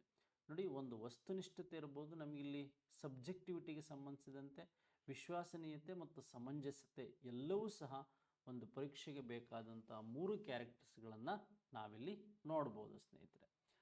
ನೆಕ್ಸ್ಟ್ ಅದಾದಮೇಲೆ ನಮಗೆ 28. ನೋಡಿ, ಪ್ರಶ್ನೆ 28. ಹುಡುಗರು ತುಂಬ ಶಕ್ತಿಯುತರು ಮತ್ತು ಕಠಿಣ, ಹುಡುಗಿಯರು ಮೃದು ಮತ್ತು ಸಂವೇದನಾಶೀಲರು. ಇಂತಹ ಹೇಳಿಕೆಯನ್ನು ಏನನ್ನು ಬಲಗೊಳಿಸುತ್ತವೆ ಅಂತಕ್ಕಂಥದ್ದು. ನೋಡಿ, ಇಲ್ಲಿ ಲಿಂಗತ್ವ ಸಮಾನತೆ, ಲಿಂಗತ್ವ ಸಬಲೀಕರಣ, ಹಾಗೆ ಲಿಂಗತ್ವದ ಪಡಿ ಹೆಚ್ಚು, ಲಿಂಗತ್ವದ ಹರಿವು ಅಂತ. ನೋಡಿ, ಇಲ್ಲಿ ನಮಗೆ ಜೆಂಡರಿಗೆ ಸಂಬಂಧಿಸಿದಂತೆ ಈ ಲಿಂಗತ್ವದ ಪಡಿ ಹೆಚ್ಚು ಅಂತ ಏನು ಕರಿತೀವಿ, ಲಿಂಗತ್ವದ ಈ ಪಡಿ ಹೆಚ್ಚು ಅಂತ ಏನು ಕರಿತೀವಿ, ಈ ಕಾನ್ಸೆಪ್ಟ್ ಮೇಲೆ ನಮಗೆ ಪ್ರಶ್ನೆಗಳನ್ನು ಕೇಳ್ತಾ ಹೋಗ್ಬೋದು ಸ್ನೇಹಿತರೆ ಅಂತಕ್ಕಂಥದ್ದು ಗೊತ್ತಿರಲಿ. ಪಡಿ ಹೆಚ್ಚು, ನಿರ್ದಿಷ್ಟ ವಸ್ತು, ವ್ಯಕ್ತಿ, ಕಾರ್ಯ ಇಂತಹವುಗಳ ಕಡೆಗೆ ವ್ಯಕ್ತಿ ಆಕರ್ಷಿಸಲ್ಪಡುವಂತೆ ಮಾಡುವ ಕಾರಣಗಳೇ. ನೋಡಿ, ಒಂದು ನಿರ್ದಿಷ್ಟ ವಸ್ತು, ವ್ಯಕ್ತಿ, ಕಾರ್ಯ ಒಂದು ಕಡೆಗೆ ವ್ಯಕ್ತಿ ಆಕರ್ಷಿಸುವಂತೆ ಮಾಡುವಂಥದ್ದು ಯಾವುದು ಅಂದರೆ, ಈಗ ಮನೋಧೋರಣೆ, ಅಲ್ಲಿ ನಾವು ಒಂದು ವ್ಯಕ್ತಿ ಭಾವನೆಗಳು ಹೊಂದಿರತಕ್ಕಂಥದ್ದು. ಅವಧಾನ ಅಂದರೆ ಗಮನವನ್ನು ಕೇಂದ್ರೀಕರಿಸಿರ್ತಕ್ಕಂಥದ್ದು. ಅಭಿಕ್ಷಮತೆ ಅಂದರೆ ಒಂದು ಕ್ಷೇತ್ರದಲ್ಲಿ, ಆಪ್ಟಿಟ್ಯೂಡ್ ಅಂದರೆ ಒಂದು ಕ್ಷೇತ್ರದಲ್ಲಿ ಇತರರಿಗಿಂತ ಹೆಚ್ಚು ಸಾಧನೆ ಮಾಡೋದು. ಕ್ರಿಕೆಟಲ್ಲಿ ಫಾರ್ ಎಕ್ಸಾಂಪಲ್ ಸಚಿನ್ ಮತ್ತು ತೆಂಡೂಲ್ಕರ್. ಆದರೆ ಆಸಕ್ತಿ ಅಂತಕ್ಕಂಥದ್ದೇನಿದೆ, ಇದು ಅವಧಾನದ ತಾಯಿ ಅಂತ ಕರಿತೀವಿ. ಆಸಕ್ತಿ ಅಂತಕ್ಕಂಥದ್ದು ಅವಧಾನದ ತಾಯಿ ಅಂತ ಕರಿತೀವಿ. ಇಂಟ್ರೆಸ್ಟ್ ಅಂತ ಏನು ಕರಿತೀರಾ, ಅಟೆನ್ಷನ್ ಅಂತಿದೆ. ಇಲ್ಲಿ ನಿಮಗೆ ಆ್ಯಟಿಟ್ಯೂಡ್ ಅಂತಕ್ಕಂಥದ್ದು ಬರುತ್ತೆ, ಮನೋಧೋರಣೆ. ಹಾಗೆ ಅಟೆನ್ಷನ್ ಅಂದರೆ ಅವಧಾನ, ಆಪ್ಟಿಟ್ಯೂಡ್ ಅಂದರೆ ಅಭಿಕ್ಷಮತೆ, ಆಸಕ್ತಿ ಏನಿದೆ 29ನೇ ಪ್ರಶ್ನೆಗೆ ನಮಗೆ ಡಿ ಉತ್ತರ ಸರಿ. ಆಸಕ್ತಿ ಅಂತಕ್ಕಂಥದ್ದು ಅವಧಾನದ ತಾಯಿ. ನೋಡಿ, ವ್ಯಕ್ತಿಯ ಕಡೆಗೆ ಆಕರ್ಷಿಸುವುದಷ್ಟೇ, ಆಕರ್ಷಿಸಿ ಮಾಡ್ತಕ್ಕಂಥ ಕಾರಣಗಳೇ ಇದಾಗಿರುತ್ತೆ. ಆಸಕ್ತಿ ಆದಮೇಲೆ ನೆಕ್ಸ್ಟ್ ಸ್ಟೆಪ್ ಏನು ಅಂದರೆ ಅವಧಾನ ಅಂತಕ್ಕಂಥದ್ದು ಗೊತ್ತಿರಬೇಕು. ನೆಕ್ಸ್ಟ್ ತಂದೆ ತಾಯಿಗಳ ಮೇಲಿನ ಭಯ ಶಿಕ್ಷಕರನ್ನು ಕಂಡರೂ ಭಯವಾಗಬಹುದು. ಶಿಕ್ಷಕರ ಮೇಲಿನ ದ್ವೇಷ ಇಡೀ ಶಾಲೆಯ ವಿಚಾರಕ್ಕೆ ದ್ವೇಷವಾಗಬಹುದು. ಕಲಿಕಾರ್ಥಿಗಳಲ್ಲಿ ಇಂತಹ ವೈಪರೀತ್ಯಗಳನ್ನು ಹೋಗಲಾಡಿಸಲು ಸೂಕ್ತವಾದ ಕಲಿಕಾ ಸಿದ್ಧಾಂತ ಯಾವುದು ಅಂತ ಕೊಟ್ಟಿದ್ದಾರೆ. ನೋಡಿ, ನಮಗೆ 30ನೇ ಪ್ರಶ್ನೆಗೆ ಈ ಸೋಪಾದಿತ ಅನುಬಂಧಿತ ಕಲಿಕೆ ಅಂತಕ್ಕಂಥದ್ದು, ಪಾವಲ್ ಅವರ ಸೋಪಾದಿತ ಅನುಬಂಧಿತ ಕಲಿಕೆ, ಸಂಪ್ರದಾಯ ಅನುಬಂಧಿತ ಕಲಿಕೆ ಇರ್ಬೋದು, ಅಥವಾ ಕ್ಲಾಸಿಕಲ್ ಕಂಡೀಷನ್ ಲರ್ನಿಂಗ್ ಅಂತಕ್ಕಂಥದ್ದು ಏನಿದೆ ಪಾವೆಲ್ ಅವ್ರದ್ದು, ಈ ಆನ್ಸರ್ ಇದಕ್ಕೆ ಸರಿ ಅಂತಕ್ಕಂಥದ್ದು ನಿಮಗೆ ಗೊತ್ತಿರಬೇಕು. ನೆಕ್ಸ್ಟ್ ಅದಾದಮೇಲೆ ಸ್ನೇಹಿತರೆ, ಈ ಜ್ಞಾನೆಯವರ ಪದಸೋಪಾನ ಕಲಿಕೆಯಲ್ಲಿ ಯಾವುದು ಅತ್ಯುನ್ನತ ಮಟ್ಟದ ಕಲಿಕೆಯಾಗಿದೆ ಅಂತ ನೋಡಿ. ಇಲ್ಲಿ ಸಂಜ್ಞಾ ಕಲಿಕೆ ಇದೆ, ಹಾಗೆ ಸಮಸ್ಯೆ ಪರಿಹಾರ ಕಲಿಕೆ ಇದೆ, ಸರಪಳಿ ಕಲಿಕೆ ಇದೆ, ಹಾಗೂ ನಿಯಮ ಕಲಿಕೆ ಇದೆ. ಹಾಗಾದರೆ ಅತ್ಯುನ್ನತ ಕೊನೆಯ ಹಂತದಲ್ಲಿ ಬರ್ತಕ್ಕಂಥದ್ದು ಫೈನಲ್ ಆಗಿ ಒಂದು ಪ್ರಾಬ್ಲಮನ್ನು ಸಾಲ್ವ್ ಮಾಡ್ತಕ್ಕಂಥದ್ದು ಸಮಸ್ಯೆ ಪರಿಹಾರ ಕಲಿಕೆ ಅಂತಕ್ಕಂಥದ್ದು. ಇದು ಫಸ್ಟ್ ಸ್ಟೆಪ್ಪಲ್ಲಿರುತ್ತೆ, ಇದು 8ನೇ ಸ್ಟೆಪ್ಪಲ್ಲಿರುತ್ತೆ. ಈ ಪದಸೋಪಾನಕ್ಕೆ ಸಂಬಂಧಿಸಿದಂತೆ 8 ಹಂತಗಳನ್ನು ಗ್ಯಾಗ್ನೆಯವರ ಪದಸೋಪಾನಕ್ಕೆ ನಾವು ಗುರುತಿಸ್ಬೋದು. ಎಸ್, ಹಾಗಾದರೆ ಇದಾದಮೇಲೆ ನಾವು 32ನೇ ಪ್ರಶ್ನೆ ನೋಡೋದಾದರೆ, ಈ ಬೋಧನಾ ಕಲಿಕಾ ಪ್ರಕ್ರಿಯೆಯಲ್ಲಿ ಕಲಿಕಾರ್ಥಿಗಳ ಕಲಿಕಾ ಶೈಲಿಗಳು ಹೇಗಿರುತ್ತೆ ಅಂತಕ್ಕಂಥದ್ದು ನೋಡ್ಬೋದು. ತಡೆ ಅಥವಾ ಅಡೆತಡೆಯಾಗಿ ಈ ಪರಿಗಣಿಸಬೇಕು ಅಂತಕ್ಕಂಥದ್ದು, ನಿರ್ಲಕ್ಷಿಸಿ ಏಕರೂಪತೆಯನ್ನು ತರಲು ಪ್ರಯತ್ನಿಸಬೇಕು ಅಂತಕ್ಕಂಥದ್ದು, ವೈವಿಧ್ಯತೆಯ ಪ್ರತಿಬಿಂಬವಾಗಿ ನೋಡಬೇಕಂತಕ್ಕಂಥದ್ದು, ಗಣನೆಗೆ ತೆಗೆದುಕೊಳ್ಳಬಾರದು ಅಂತಕ್ಕಂಥದ್ದಿದೆ. ನೋಡಿ, ನಮಗೆ 32ನೇ ಪ್ರಶ್ನೆಗೆ ಈ ವೈವಿಧ್ಯತೆ ಅಂತಕ್ಕಂಥದ್ದೇನಿದೆ ಪ್ರತಿಬಿಂಬವಾಗಿ ನೋಡಬೇಕು, ಮತ್ತು ವೈವಿಧ್ಯತೆಗೆ ಸಂಬಂಧಿಸಿದಂಥ ಅಂಶಗಳನ್ನು ಪ್ರತಿಬಿಂಬವಾಗಿ ನಾವು ನೋಡೋ ಶೈಲಿಗಳನ್ನು ಅಂತಕ್ಕಂಥದ್ದು ನೋಡ್ಬೋದು. ಆಪ್ಷನ್ ಸಿ ಏನಿದೆ ಇದು ಈ ಪ್ರಶ್ನೆಗೆ ಸರಿಯಾದ ಉತ್ತರ. ನೋಡಿ, ಕೆಳಗಿನವುಗಳಲ್ಲಿ ಯಾವ ಅಂಶಗಳು ಮಕ್ಕಳ ನಿರೀಕ್ಷಿತ ಸಾಧನೆಯನ್ನು ಮಾಡಲು ವಿಫಲರಾಗಲು ಕಾರಣ ಅಂತಕ್ಕಂಥದ್ದು. ನೋಡಿ, ಇಲ್ಲಿ ನಮಗೆ ಬುದ್ಧಿಮಟ್ಟ, ಶಾಲಾ ಪರಿಸರ, ಸಮಾಜದ ನೀತಿಗಳು, ಶಿಕ್ಷಕರ ಮನೋಧೋರಣೆ ಅಂತ. ನೋಡಿ, ಮಕ್ಕಳ ಸಾಧನೆಯನ್ನು ಕಡಿಮೆ ಮಾಡೋದಕ್ಕೆ ಯಾವುದು ಕಾರಣ ಅಂತಕ್ಕಂಥದ್ದು ಮಾಡಲು ಕಾರಣಗಳು, ಅವನ ಬುದ್ಧಿಶಕ್ತಿ, ಶಾಲಾ ಪರಿಸರ ಮತ್ತು ಶಿಕ್ಷಕರ ಮನೋಧೋರಣೆ. ನೋಡಿ, ಸಮಾಜದ ನೀತಿಗಳು ಯಾವಾಗಲೂ ಸಹ ಈ ಒಂದು ಮಕ್ಕಳ ಸಾಧನೆಗೆ ಅಡ್ಡಿ ಉಂಟು ಮಾಡಲ್ಲ, ಅವು ಪೂರಕವಾಗಿರುತ್ತೆ. ABD ಅಂತಕ್ಕಂಥದ್ದೇನಿದೆ ಸರಿಯಾದ ಉತ್ತರ. ಯಾವುದು ಕಾರಣ ಆಗಿರುತ್ತೆ, ಕಾರಣ ಅಲ್ಲ ಅಂತಕ್ಕಂಥದ್ದು ನಮಗೆ ಗೊತ್ತಿರಬೇಕು. ABD ಅಂತಕ್ಕಂಥದ್ದು ಸರಿಯಾದ ಉತ್ತರ. ಎಸ್, ಅಮೂರ್ತ ಅಂದರೆ ಇಲ್ಲದೆ ಇರತಕ್ಕಂಥದ್ದು, ಮೂರ್ತ ಅಂದರೆ ಗೊತ್ತಿರೋದು, ಅಮೂರ್ತ ಅಂದರೆ ಗೊತ್ತಿಲ್ಲದೆ ಇರತಕ್ಕಂಥದ್ದು, ಕಾಂಕ್ರೀಟ್ ಅಬ್ಸ್ಟ್ರಾಕ್ಟ್ ಅಂತ ಏನು ಕರಿತೀರಾ. ಈ ಅಮೂರ್ತ ಮಟ್ಟದಲ್ಲಿ ಕೆಲಸ ಮಾಡುವ ಕೌಶಲ್ಯವನ್ನು ಅಭಿವೃದ್ಧಿಪಡಿಸಲು ಈ ಕೆಳಗಿನ ಯಾವ ಪ್ರಾತಿನಿಧ್ಯದ ಅನುಕ್ರಮವು ಸೂಕ್ತವಾಗಿದೆ ಅಂತಕ್ಕಂಥದ್ದು. ನೋಡಿ, ನಮಗೆ ಇಲ್ಲಿ ಏನು ಕೊಟ್ಟಿದ್ದಾರೆ, ಯಾರ ಒಂದು ವಿಷಯಗಳನ್ನು ಕುರಿತು ನಾವಿಲ್ಲಿ ಸ್ಟಡಿ ಮಾಡ್ತಾ ಇದ್ದೀವಿ. 34ನೇ ಪ್ರಶ್ನೆಗೆ ಈ ಒಂದು ಬ್ರೂನರ್ ಅವರಿಗೆ ಸಂಬಂಧಿಸಿದಂಥ ಕಾನ್ಸೆಪ್ಟ್ಗಳು ಯಾವುದು, ಬ್ರೂನರ್ ಅವರಿಗೆ ಸಂಬಂಧಿಸಿದಂಥ ಕಾನ್ಸೆಪ್ಟ್ಗಳಲ್ಲಿ ನಮಗೆ ಈ ಒಂದು ಕ್ರಿಯಾತ್ಮಕವಾದಂತಹ ಮತ್ತೊಂದು ಬಿಂಬಾತ್ಮಕವಾದಂತಹ ಮತ್ತು ಸಿಂಬಾಲಿಕ್ ಸಾಂಕೇತಿಕವಾದಂಥ ಅಂಶಗಳು. ಆಗಲೇ ನಿಮಗೆ ಸುಮಾರು ಸತಿ ಪ್ರಶ್ನೆ ಬಂದಿದೆ ಅಂತಕ್ಕಂಥದ್ದು. ನಮಗೆ ಇನ್ಯಾಕ್ಟಿವ್ ಅಂತಕ್ಕಂಥದ್ದು ಇರ್ಬೋದು, ಹಾಗೆ ಬಿಂಬಾತ್ಮಕ ಅಂದರೆ ಐಕಾನಿಕ್ ಅಂತಕ್ಕಂಥದ್ದು ಇರ್ಬೋದು, ಹಾಗೆ ಸಿಂಬಾಲಿಕ್ ಅಂತಕ್ಕಂಥದ್ದು ಇರ್ಬೋದು. ಈ ಒಂದು ಹಂತಗಳು ಈ 34ನೇ ಪ್ರಶ್ನೆಗೆ ಆಪ್ಷನ್ ಬಿ ಏನಿದೆ ಇದು ಸರಿಯಾದ ಉತ್ತರ ಅಂತ ಗೊತ್ತಿರಬೇಕು. ನೋಡಿ, ಬ್ರೂನರ್ ಅವರ ಒಂದು ಬೌದ್ಧಿಕ ವಿಕಾಸ, ಜ್ಞಾನಾತ್ಮಕ, ಮಾನಸಿಕ ವಿಕಾಸದ ಹಂತಗಳು. ಕ್ರಿಯಾತ್ಮಕ ಅಥವಾ ಅಭಿನಯಿಸುವಿಕೆ ಅಂತಕ್ಕಂಥದ್ದು 0 to 3 years ಇನ್ಯಾಕ್ಟಿವ್ ಅಂತ ಕರಿತೀವಿ. ಹಾಗೆ ಪ್ರತಿಮೆ ಮತ್ತು ಬಿಂಬಾತ್ಮಕ ಅಂತದ್ದು 3 to 7 ಅಂದರೆ ಐಕಾನಿಕ್ ಅಂತ ಕರಿತೀವಿ. ಸಾಂಕೇತಿಕ 7 ರಿಂದ 8 ವರ್ಷಗಳು. ಹಾಗೆ ಸಿಂಬಾಲಿಕ್ ಅಂತಕ್ಕಂಥದ್ದು ಹೇಗಿರುತ್ತೆ ಅಂತಕ್ಕಂಥದ್ದು ನೋಡಿದ್ವಿ. ಇದು ಬ್ರೂನರ್ ಅವರ ಒಂದು ಮಾನಸಿಕ ವಿಕಾಸ, ಜ್ಞಾನಾತ್ಮಕ ಮತ್ತು ಬೌದ್ಧಿಕ ವಿಕಾಸದ ಫಸ್ಟ್, ಸೆಕೆಂಡ್, ಥರ್ಡ್ ಸ್ಟೆಪ್ಗಳು ಪರ್ಫೆಕ್ಟಾಗಿ ಗೊತ್ತಿರಬೇಕು ನಿಮಗೆ. ಎಸ್, ಇದಾದಮೇಲೆ ಆಲೋಚನಾ ಸಾಮರ್ಥ್ಯ ಹೆಚ್ಚು ತಾರ್ಕಿಕವಾಗಿರುವುದು ಯಾವ ಹಂತದಲ್ಲಿ ಅಂತ ಕೊಟ್ಟಿದ್ದಾರೆ. ಕಾರ್ಯಪೂರ್ವ ಹಂತ, ಇದು ಫಸ್ಟ್ ಸ್ಟೆಪ್ಪು, ಇದು 2ನೇ ಸ್ಟೆಪ್ಪು, ನಮಗೆ ಇದು 3ನೇ ಸ್ಟೆಪ್ಪು. ಈ ಫಾರ್ಮಲ್ ಅಂತಕ್ಕಂಥದ್ದು ಏನಿದೆ ಇದು 4ನೇ ಸ್ಟೆಪ್ಪು. ಈ ಮೂರ್ತ ಕಾರ್ಯ ಹಂತಗಳೇನಿದೆ ಈ ಮೂರ್ತ ಕಾರ್ಯ ಹಂತದಲ್ಲಿ ನಾವು ಇದನ್ನು ನೋಡ್ಬೋದು ಅಂತಕ್ಕಂಥದ್ದು. ಮೂರ್ತ ಕಾರ್ಯ ಹಂತದಲ್ಲಿ ನೋಡ್ಬೋದು. 35ನೇ ಪ್ರಶ್ನೆಗೆ ಆಪ್ಷನ್ ಎ ಏನಿದೆ ಇದು ಸರಿಯಾದ ಉತ್ತರ ಸ್ನೇಹಿತರೆ. ನೆಕ್ಸ್ಟ್ ಅದಾದಮೇಲೆ ನಮಗೆ ಈ ಕೆಳಗಿನವುಗಳಲ್ಲಿ ಯಾವುದು ಜ್ಞಾಜ್ಞೆಯ ಕಲಿಕೆಯ ಶ್ರೇಣಿಯ ಸರಿಯಾದ ಕ್ರಮವಾಗಿದೆ ಅಂತ ಕೊಟ್ಟಿದ್ದಾರೆ. ನೋಡಿ, ಜ್ಞಾಜ್ಞೆಯ ಶ್ರೇಣಿಯ ಸರಿಯಾದ ಕ್ರಮ ಯಾವುದು ಅಂತಕ್ಕಂಥದ್ದು ನಮಗೆ ಇಲ್ಲಿ ಕೊಡ್ತಾ ಹೋಗಿದ್ದಾರೆ. ಇಲ್ಲಿ ಫಸ್ಟ್ ನಾನು ಹೇಳಿದೆ ಒಂದು ಸಿಗ್ನಲ್ ಲರ್ನಿಂಗ್ ಅಂತಕ್ಕಂಥದ್ದು, ಸಂಜ್ಞಾ ಕಲಿಕೆ ಅಂತಕ್ಕಂಥದ್ದು ಗೊತ್ತಿರಬೇಕು. ಅದಾದ್ಮೇಲೆ ಉದ್ದೀಪನ ಕಲಿಕೆ ಆದಮೇಲೆ ಹೀಗೆ ಸರಪಳಿ ಅಥವಾ ಕಲಿಕೆ ಅಂತಕ್ಕಂಥದ್ದು, ಶಾಬ್ದಿಕ ಸಾಹಚರ್ಯ ಕಲಿಕೆ ಅಂತಕ್ಕಂಥದ್ದು, 3 4 2 1 2 ಅಂತಕ್ಕಂಥದ್ದು ಏನಿದೆ ಇದು ನಮಗೆ ಗೊತ್ತಿರಬೇಕು. ಫಸ್ಟ್ ಬರದೆ ಸಂಜ್ಞಾ ಕಲಿಕೆ ಒಂದನೇದಾಗಿ, ಲಾಸ್ಟ್ನೇದು 8ನೇದಾಗಿ ಬರ್ತಕ್ಕಂಥದ್ದು ಈ ಸಮಸ್ಯೆ ಪರಿಹಾರ ಕಲಿಕೆ ಅಂತಕ್ಕಂಥದ್ದು ನಿಮಗೆ ಗೊತ್ತಿರಬೇಕು. ಇದು ಜ್ಞಾಜ್ಞೆ ಅವರ ಒಂದು ಶ್ರೇಣೀಕೃತ ಕಲಿಕೆಯಲ್ಲಿರ್ತಕ್ಕಂಥ ಅಂಶಗಳು.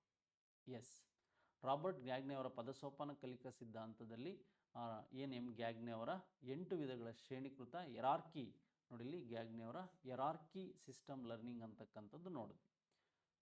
ಬಾಲ್ಯದಲ್ಲಿ ಹೆಚ್ಚು ವ್ಯಾಪಕವಾಗಿ ಬಳಕೆಯಲ್ಲಿರುವ ಕಲಿಕಾ ವಿಧಾನವೆಂದರೆ, ನಾವು ಬಾಲ್ಯದಲ್ಲಿ ಪ್ರಯತ್ನ ಮತ್ತು ಪ್ರಮಾದ, ಹೆಚ್ಚು ಮಗು ಕಲಿತಾ ಬೀಳ್ತಾ ಏಳುತ್ತಾ ಒದ್ದಾಡ್ತಾ ಹೋಗ್ತಾ ಇರುತ್ತೆ, ಮತ್ತು ನೋಡೋಂಗೆಲ್ಲ ಫಸ್ಟ್ ಒನ್ ಆಪ್ಷನ್ ಅಂತ ಹಾಕಿ ಹೋಗ್ತಾ ಇರಬೇಕು. ಒಳನೋಟ ಕಲಿಕೆ ಇರಲ್ಲ, ಸಮಸ್ಯೆ ಪರಿಹಾರ ಇರಲ್ಲ, ಅನ್ವೇಷಣೆ ಇರಲ್ಲ.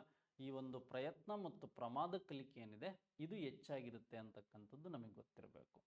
ಎಸ್, ಹಾಗಾದರೆ ಈ ಕಾನ್ಸೆಪ್ಟ್ ಆದಮೇಲೆ ನಮಗೆ ಈ ಕೆಳಗಿನ ಅಂದರೆ ಈ ಒಂದು ಕೆಳಗಿನವುಗಳಲ್ಲಿ ಯಾವ ಅಂಶ ಪ್ರಗತಿದಾಯಕ ಶಿಕ್ಷಣಕ್ಕೆ ಸಂಬಂಧಿಸಿದೆ, ಪ್ರಗತಿದಾಯಕ ಶಿಕ್ಷಣಕ್ಕೆ ಸಾಂಪ್ರದಾಯಿಕ ಶಿಕ್ಷಣಕ್ಕಿಂತ ಭಿನ್ನವಾಗಿದೆ ಅಂತಕ್ಕಂಥದ್ದು. ಹಾಗೆ ಭಿನ್ನವೇನಾಗಿಲ್ಲ ಪ್ರಗತಿದಾಯಕ ಶಿಕ್ಷಣ. ಪ್ರಗತಿದಾಯಕ ಶಿಕ್ಷಣದಲ್ಲಿ ಸಮಸ್ಯೆ ಪರಿಹಾರ ಮತ್ತು ತಾರ್ಕಿಕ ಆಲೋಚನೆ ಮತ್ತು ಸಾಮಾಜಿಕ ಕೌಶಲ್ಯಕ್ಕೆ ಒತ್ತು ನೀಡುವುದು ಅಂತಿದೆ, ಸರಿ ಇದೆ. ಕ್ರೀಡೆ ಹಾಗೂ ವಿಶ್ರಾಂತಿಗೆ ಹೆಚ್ಚಿನ ಅವಕಾಶವನ್ನು ನೀಡಲಾಗಿದೆ, ತಪ್ಪು.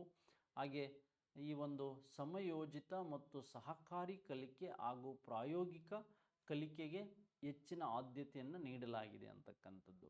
ಇಲ್ಲಿ 2 ಮತ್ತು 4 ಆಪ್ಷನ್ಸ್ ಏನಿದೆ ಇದು ಸರಿಯಾದ ಉತ್ತರ. 2 ಮತ್ತು 4 ಆಪ್ಷನ್ಸ್ ಏನಿದೆ ಇದು ಸರಿಯಾದ ಉತ್ತರ ಅಂತ ನಿಮಗೆ ಗೊತ್ತಿರಬೇಕು.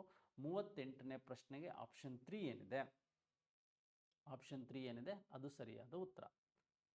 ನೋಡಿ, ವ್ಯಕ್ತಿಯು ಹೇಗೆ ಯೋಚಿಸುತ್ತಾನೆ ಎಂಬುದು ಅವನ ಭಾಷೆ ಮತ್ತು ಭಾಷೆಯನ್ನು ಬಳಕೆ ಮಾಡುವ ಮೂಲಕ ತಿಳಿಯುತ್ತದೆ.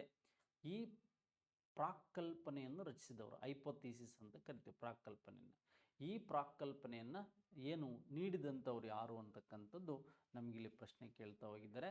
ಈ ಬೆಂಜಮಿನ್ ಲೀ ವೋರ್ಫ್ ಅಂತಕ್ಕಂಥವ್ರು ಇದನ್ನು ನೀಡಿದರು. ನಿಮಗೆ ಸಿಗ್ಮಂಡ್ ಫ್ರೈಡ್ ಗೊತ್ತಿದೆ, ವ್ಯಾಗಿಟಸ್ಕಿ ಸೋಷಿಯೋ ಕಲ್ಚರ್, ಸಿಗ್ಮಂಡ್ ಫ್ರೈಡ್ ಅವರ ಈದಿಗ ಸೂಪರಿಗೆ ಇರ್ಬೋದು. ಹಾಗೆ ಜೋಮಿಸೊಫ್ಸ್ಕಿಗೆ ಸಂಬಂಧಿಸಿದಂತೆ ನಾವು ಭಾಷೆಗೆ ಸಂಬಂಧಿಸಿದಂತೆ ಹೇಳಿದ್ವಿ. ಈಗ ಈ ಬೆಂಜಮಿನ್ ಲೀ ವೋರ್ಫ್ ಅವರು ಹೇಳಿರ್ತಕ್ಕಂಥ ಘಟನೆಗಳು ಗೊತ್ತಾಯಿತು. ನೆಕ್ಸ್ಟ್, ಶಿಶು ಕೇಂದ್ರಿತ ಶಿಕ್ಷಣ ಪದ್ಧತಿ, ಚೈಲ್ಡ್ ಸೆಂಟರ್ ಎಜುಕೇಷನ್ ಶಿಕ್ಷಣ ಪದ್ಧತಿಯಲ್ಲಿ ಮಗುವಿಗೆ ಸಹಜವಾಗಿ ಕಲಿಕೆಯ ಈ ಮೂಲ ಉಂಟಾಗುತ್ತದೆ. ಕಲಿಕೆಯು ಈ ಮೂಲಕ ಉಂಟಾಗುತ್ತದೆ ಅಂತ ಕೊಟ್ಟಿದ್ದಾರೆ. ಪಠ್ಯಕ್ರಮದಿಂದ, ಸ್ವಯಂ ಕಲಿಕೆಯಿಂದ, ಸಹಪಾಠಿಗಳಿಂದ ಬೆರೆತು ಕಲಿಯುವುದರಿಂದ, ಸ್ವಯಂ ಕಲಿಕೆ ಮತ್ತು ಸಹಪಾಠಿಗಳೊಂದಿಗೆ ಬೆರೆತು ಕಲಿಯುವುದರಿಂದ ಅಂತ ಕೊಟ್ಟಿದ್ದಾರೆ. ಹಾಗಾಗಿ ಡಿ ಆಪ್ಷನ್, ಸ್ವಯಂ ಕಲಿಕೆನೂ ಆಗುತ್ತೆ ಮಕ್ಕಳಲ್ಲಿ, ಸಹಪಾಠಿಗಳೊಂದಿಗೆ ಅವು ಬೆರೆತು ಏನಾಗುತ್ತೆ ಕಲಿಕೆಯನ್ನು ಸಹ ನಾವು ನೋಡ್ತಾ ಹೋಗ್ಬೋದು. ಆಪ್ಷನ್ ಡಿ ಏನಿದೆ ಇದು ಸ್ನೇಹಿತರೆ ಸರಿಯಾದ ಉತ್ತರ. ನೆಕ್ಸ್ಟ್ ಅದಾದಮೇಲೆ ನೋಡಿ, ಭಾಷೆಗೆ ಸಂಬಂಧಿಸಿದಂತೆ ಈ ಕೆಳಗಿನ ಯಾವ ಹೇಳಿಕೆ ಸರಿಯಾಗಿದೆ? ಭಾಷೆ ಮತ್ತು ಆಲೋಚನೆ ಇವೆರಡೂ ಪ್ರತ್ಯೇಕ ಪ್ರಕ್ರಿಯೆಯಾಗಿದೆ. ಪರಿಸರದ ಪ್ರಚೋದನೆಯಿಂದ ಭಾಷೆಯ ವಿಕಾಸವಾಗುತ್ತದೆ. ಭಾಷೆಯು ದೈವ ಮೂಲ ಸಿದ್ಧಾಂತದ ಕೊಡುಗೆಯಾಗಿದೆ. ಭಾಷೆಯು ಆಲೋಚನೆಯನ್ನು ಮುಂದುವರಿಸುವುದಿಲ್ಲ ಅಂತ ಕೊಟ್ಟಿದ್ದಾರೆ.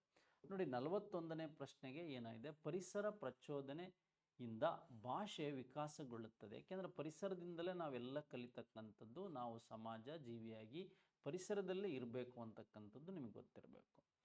ನೆಕ್ಸ್ಟ್ ಹಾಗಾದರೆ 42ನೇ ಪ್ರಶ್ನೆ, ವಿದ್ಯಾರ್ಥಿಗಳ ಅವಧಾನವನ್ನು ನಿರ್ಧರಿಸುವ ಅಂಶಗಳಿಗೆ ಸಂಬಂಧಿಸಿರುವುದಿಲ್ಲ.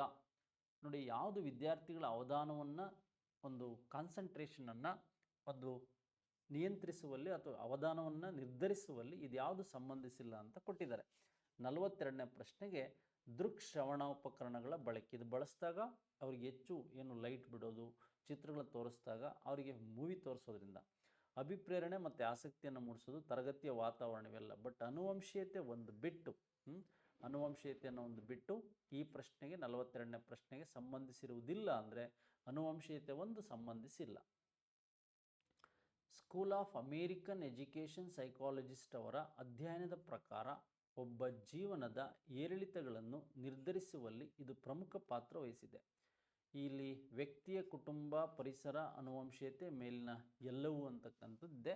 ನಮಗೆ 43ನೇ ಪ್ರಶ್ನೆಗೆ ಮುಖ್ಯವಾದಂಥದ್ದು ಪರಿಸರ ಅಂತಕ್ಕಂಥದ್ದು ಗೊತ್ತಿರಬೇಕು. ಸ್ಕೂಲ್ ಆಫ್ ಮೆಂಟಲ್ ಅಂದರೆ ಜೀವನದ ಏರಿಳಿತಗಳನ್ನು ಪರಿಸರದಲ್ಲೇ ಆಗೋದು, ಪರಿಸರದ ಮೂಲಕ. ಅನುವಂಶೀಯತೆ ಅಲ್ಲ, ಅದು ಅನುವಂಶೀಯತೆ ಮೊದಲು ಬಂದಿರುತ್ತೆ, ಅದಿರುತ್ತೆ ದೇಹದೊಳಗೆ. ಆದರೆ ಪರಿಸರದ ಅಂಶಗಳಿಂದ ಏನಾಗುತ್ತೆ, ಏರಿಳಿತಗಳು ಉಂಟಾಗುತ್ತೆ ಅಂತ ಗೊತ್ತಿರಬೇಕು. ನೆಕ್ಸ್ಟ್ ಸ್ನೇಹಿತರೆ, ಅದಾದಮೇಲೆ IEDSSನ ವಿಸ್ತೃತ ರೂಪ ಏನು ಅಂತ ಕೊಟ್ಟಿದ್ದಾರೆ. ಫಸ್ಟ್ ಒನ್ ನೋಡಿ, ನಾವಿಲ್ಲಿ ಏನು ಕೊಟ್ಟಿದ್ದೀವಿ, ಇನ್ಕ್ಲೂಸಿವ್ ಎಜುಕೇಷನ್ ಈ ಫಾರ್ ಡಿಸೆಂಬಲ್ಡ್ ಅಟ್ ಸೆಕೆಂಡ್ರಿ ಸ್ಟೇಜ್ ಅಂತ ನೋಡಿ. ಇಲ್ಲಿ inclusive education for disabled at secondary stage ಅಂತ. ಫಾರ್ ಡಿಸೇಬಲ್ಡ್ ಇದು ಡಿಸೇಬಲ್ಡ್ ಅಟ್ ಸೆಕೆಂಡ್ರಿ ಎಜುಕೇಷನ್ ಅಂತಕ್ಕಂಥದ್ದು. ಇದನ್ನು ಅಬ್ರಿವೇಷನ್ ಸಹ ಕೊಡ್ಬೋದು ನಿಮಗೆ, ಇದು ನಿಮಗೆ ಗೊತ್ತಿರಲಿ. ನೆಕ್ಸ್ಟ್, ಸೃಜನಾತ್ಮಕತೆಯ ಸಂಶೋಧನೆಗೆ ಮಹತ್ತರ ಕೊಡುಗೆ ನೀಡಿದ ಭಾರತದ ಶಿಕ್ಷಣ ತಜ್ಞ.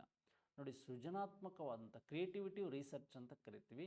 ಯಾರು ಅಂದರೆ RP ಸಿಂಗ್ ಅಂತಕ್ಕಂಥದ್ದು ನಿಮಗೆ ಗೊತ್ತಿರಬೇಕು. ಯಾರು ಅಂದರೆ RP ಸಿಂಗ್ ಅಂತಕ್ಕಂಥದ್ದು ನಿಮಗೆ ಗೊತ್ತಿರಲಿ ಅಂತಕ್ಕಂಥದ್ದು.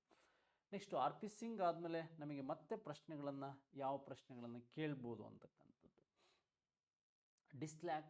ಡಿಸ್ಕ್ಯಾಲಿಕ್ಲಿಯಾ ಎಂಬುದು ಓದುವ ಸಮಸ್ಯೆ, ಬರೆಯುವ ಸಮಸ್ಯೆ, ಅಂಕಗಣಿತ ಸಮಸ್ಯೆ, ಕಾಗುಣಿತ ಸಮಸ್ಯೆ. ಡಿಸ್ಕ್ಯಾಲಿಕ್ಲಿಯಾ, ಡಿಸ್ಗ್ರಾಫಿಯಾ ಮತ್ತು ಡಿಸ್ಗ್ಲಾಸಿಯಾಗೆ ಸಂಬಂಧಿಸಿದಂತೆ ನೋಡಿದೆ. 46ನೇ ಪ್ರಶ್ನೆಗೆ ಸಿ, ಅಂಕಗಣಿತಕ್ಕೆ ಸಂಬಂಧಿಸಿದಂತೆ ಡಿಸ್ಕ್ಯಾಲಿಕ್ಲಿಯಾ ಅಂತ ಗೊತ್ತಿರಬೇಕು. ಕ್ಯಾಲಿಕ್ಲಿಯಾ ಅಂದರೆ ಗಣಿತ, ಕ್ಯಾಲ್ಕುಲೇಟರ್. ಈ ಸೆರೆಬ್ರಲ್ಲಾ ಪಾಲ್ಸಿ ಎಂಬ ಪದ ಅರ್ಥ ಮೆದುಳಿನ ಹಾನಿ, ತಲೆಯ ಗಾಯ, ಮೆದುಳಿನ ಗೊಂದಲ, ಮೆದುಳಿನ ಪಾರ್ಶ್ವವಾಯು ಅಂತಕ್ಕಂಥದ್ದು ಏನಿದೆ, ಇದು ಮೆದುಳಿನ ಪಾರ್ಶ್ವವಾಯು, ಸೆರೆಬ್ರಲ್ಲಾ ಪಾಲ್ಸಿ ಅಂತಕ್ಕಂಥದ್ದು. 47ನೇ ಪ್ರಶ್ನೆಗೆ ಡಿ ಆನ್ಸರ್.